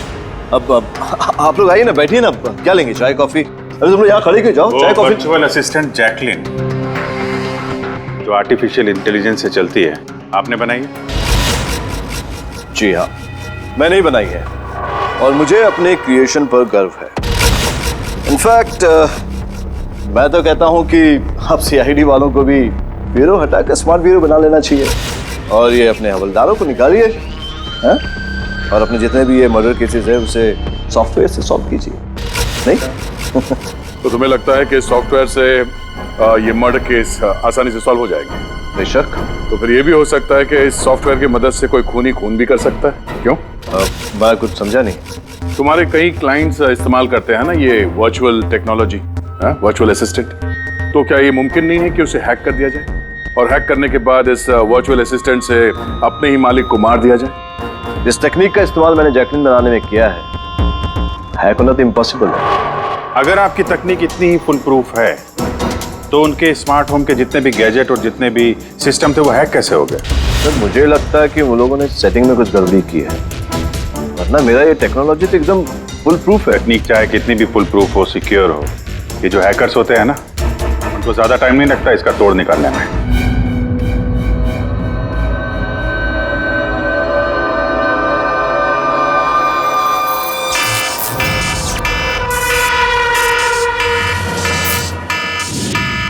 सिक्योरिटी अलार्म, लगता है घर में कोई चोर घुसा है।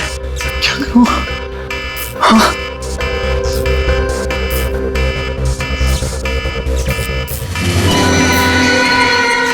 ओह माय गॉड, इसके पास तो गन भी है।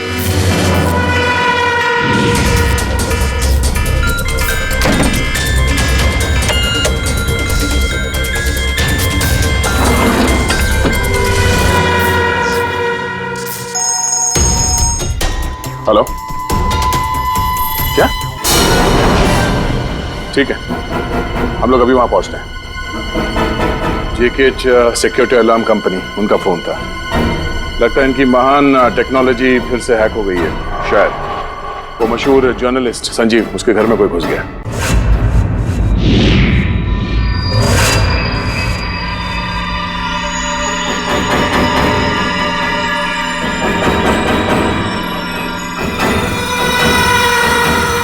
ये तो मेरे कमरे की तरफ ही आ रहा है।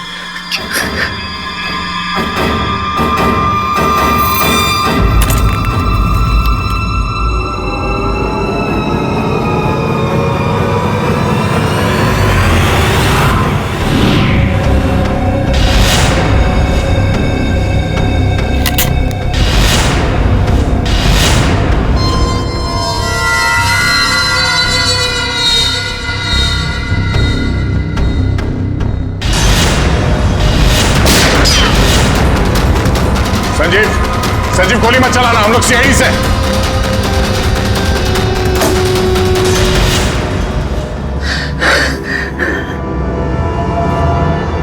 सीआईडी?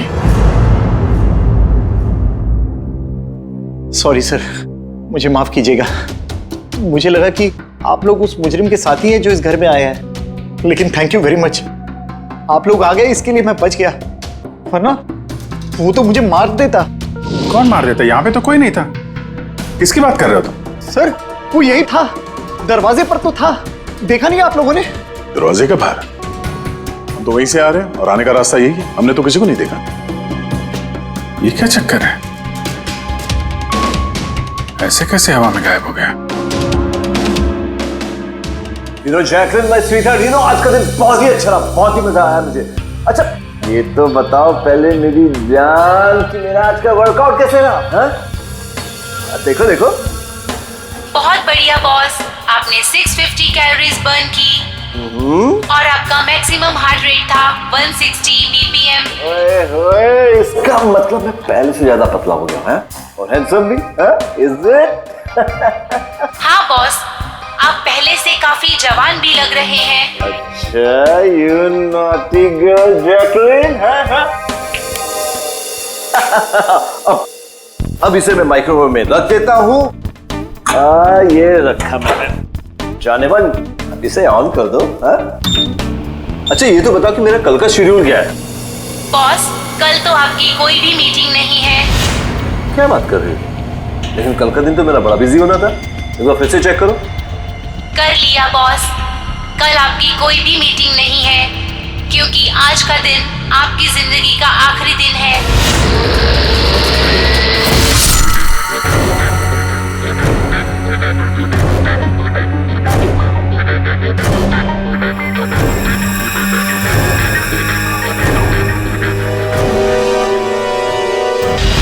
बहुत ही गहरी चाल चली इस खूनी ने।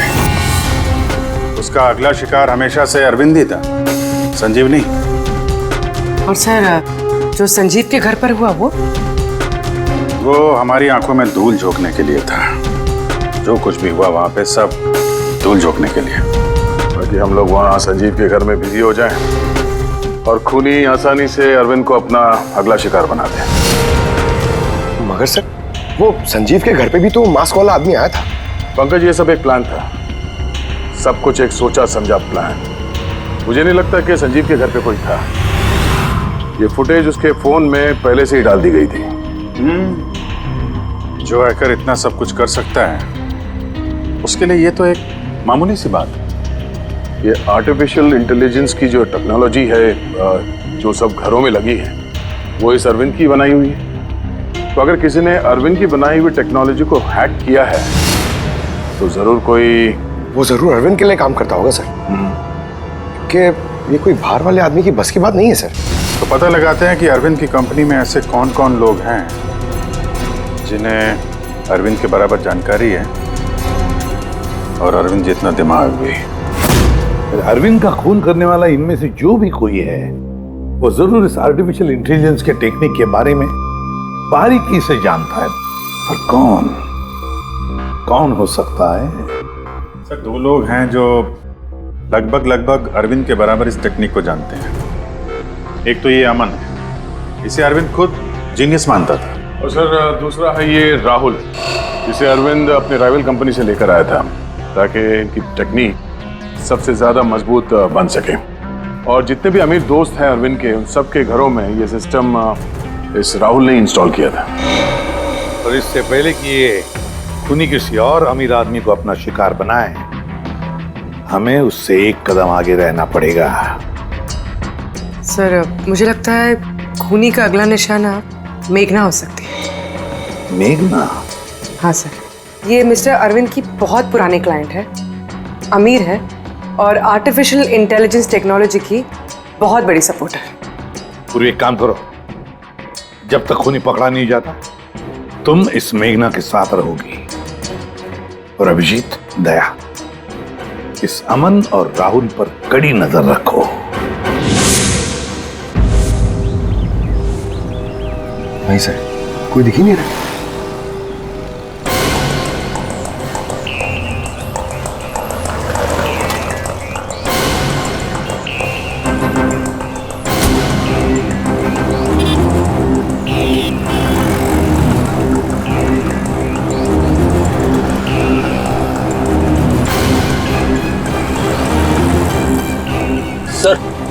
राहुल,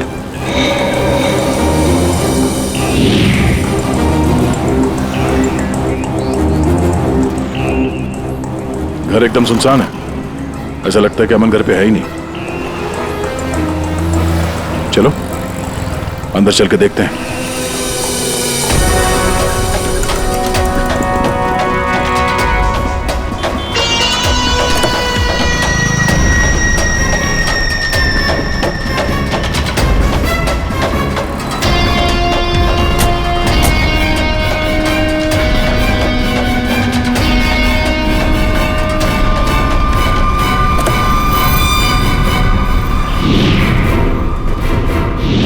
राहुल, तो तुमने मदद की नरेश की उसके भाई का खून करने में? नहीं सर, मैं ऐसा क्यों करूंगा सर? सर भला मैं अपने भाई का खून क्यों करूंगा सर? अच्छा, तो यहाँ पे ये गुपचुप मीटिंग क्या चल रही थी? सर वो क्या है ना कि अरविंद सर की मौत के बाद मैं उनकी कंपनी में काम नहीं करना चाहता था, तो नरेश सर मुझे ऑफर दे रहे थे अपनी कंपनी में काम करने के लिए।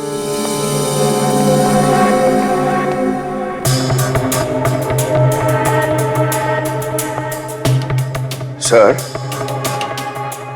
ये देखिए, 1 2 3 4 5 मॉनिटर सर। लगता है ये कंप्यूटर बहुत तगड़ा है।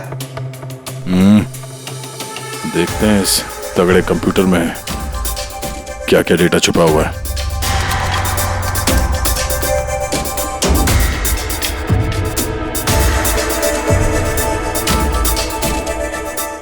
इसमें तो विजय और राजेश की बैंक अकाउंट की डिटेल्स हैं। ये सारे खून अमन नहीं किए हैं सर।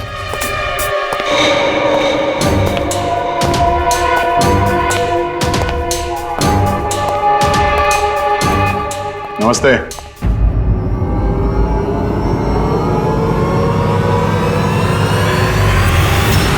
सर मुझे तो लगता है कि कोई चाहता है कि ये फाइल आपको मेरे कंप्यूटर में मिले और आप मेरे ऊपर शक करें। तुमको किसी पे शक है? कौन कर सकता है ये? सर पता नहीं, लेकिन मुझे लगता है सर कि अगर अरविंद सर का कंप्यूटर हैक हो सकता है तो दुनिया का कोई भी कंप्यूटर हैक हो सकता है सर, क्योंकि उनका कंप्यूटर किसी भी नेटवर्क से कनेक्टेड नहीं था। यानी अरविंद का कंप्यूटर जिस किसी ने भी हैक किया है वो उस वक्त वहां खुद मौजूद था, राइट? यस सर, लेकिन अरविंद सर के पर्सनल ऑफिस में तो जाने की परमिशन किसी को थी ही नहीं, यहां तक कि मैं खुद भी कभी वहां नहीं गया। अच्छा, तो कोई तो होगा जिसे परमिशन हो अरविंद के ऑफिस में जाने की। जी सर। सर प्रिया। प्रिया कहाँ रहती है वो?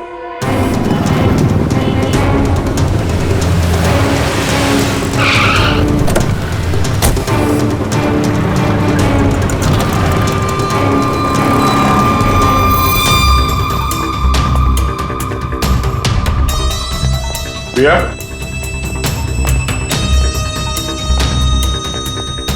प्रिया,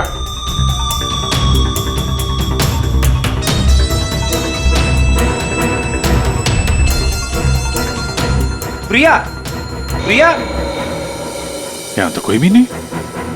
प्रिया,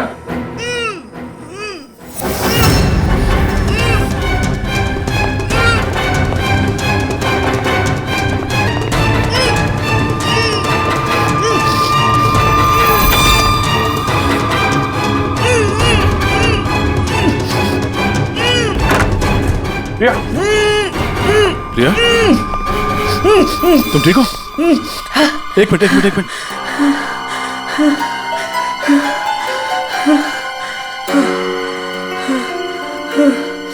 किसने किया ये सब? हैं? उठो, बाहर आओ।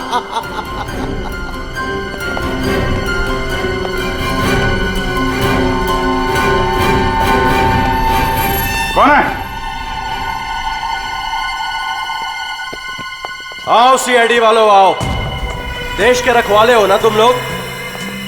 तुम में और मुझ में एक बात कॉमन है, मैं भी रखवाली कर रहा हूं उन गरीब बेसहारा लोगों की जिनके बेरंग दुनिया में जहर खोलकर ये अमीर लोग अपने रंग बिरंगे महल खड़े करते हैं। और शर्म आनी चाहिए तुम कानून के रखवालों को कि इन कमजोर की मदद करने के बजाय उन लोगों को बचाना चाहते हो जिनका पाप का घड़ा कब का भर चुका है। मगर तुम बचा नहीं पाओगे। बस अब एक आखिरी शिकार बाकी है मेरा, उसे मार दूं फिर सुकून की नींद सो जाऊंगा। अगले 1 घंटे में ना वो शिकार जिंदा बचेगा और ना तुम सब।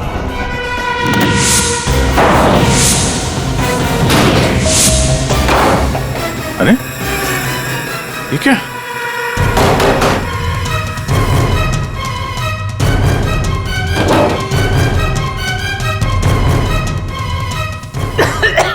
Gas? Oh no.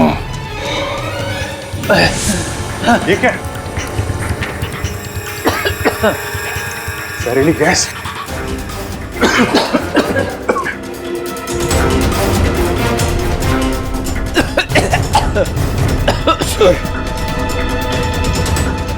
Pankaj Pankaj Pankaj Pankaj समाज ओके? बाहर जाने का कोई और रास्ता दिख ही नहीं रहा।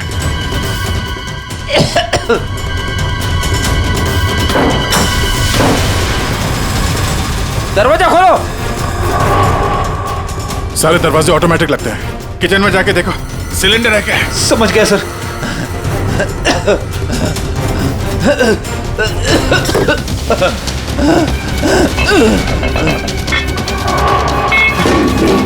चलो पीछे।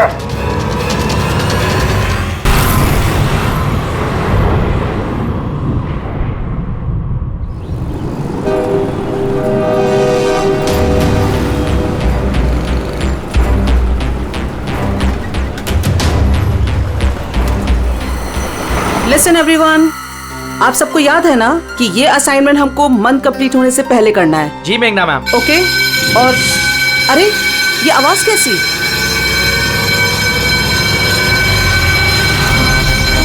शायद आग लगी है मैम, धुआं भी आ रहा है। Come on fast, move everyone, चलो जल्दी निकलो जल्दी। अरे वो गिर गई, उसको उठाओ कोई, जल्दी जल्दी जल्दी।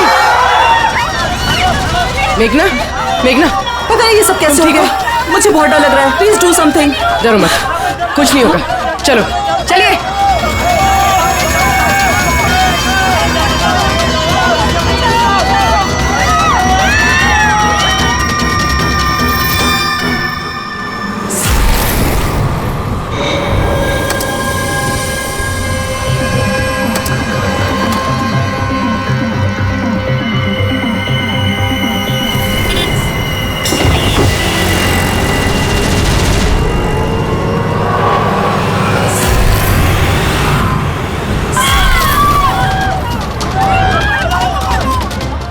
चले। मेघना मेघना मेघना, किसी ने मेघना को देखा है?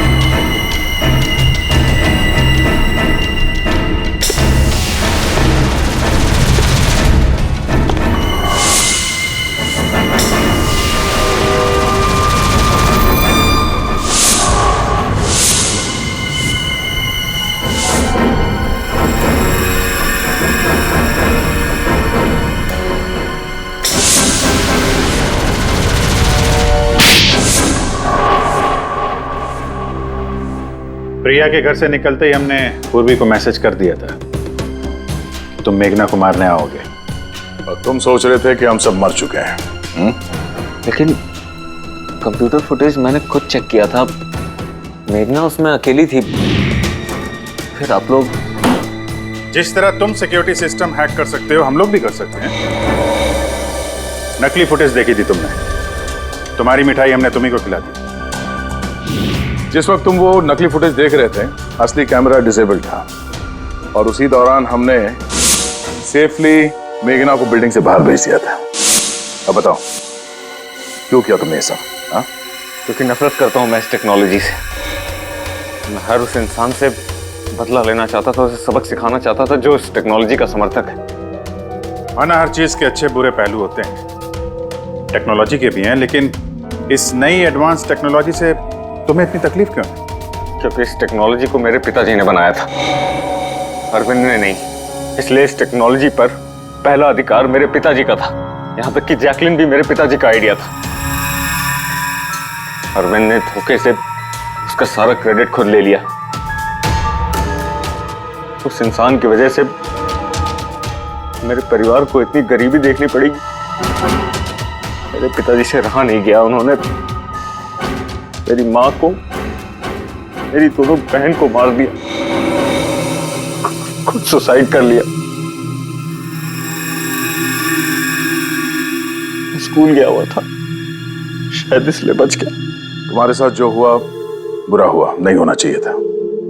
लेकिन अगर तुमने अपना ये तेज दिमाग सही जगह पे इस्तेमाल किया होता तो आज शायद गरीबों के लिए, समाज के लिए तुम कुछ अच्छा कर पाते। लेकिन जो रास्ता तुमने चुना वो रोशनी का नहीं, अंधेरे का था। अब जेल की अंधेरी कोठरी में बैठोगे तुम फांसी का ऑर्डर आने तक।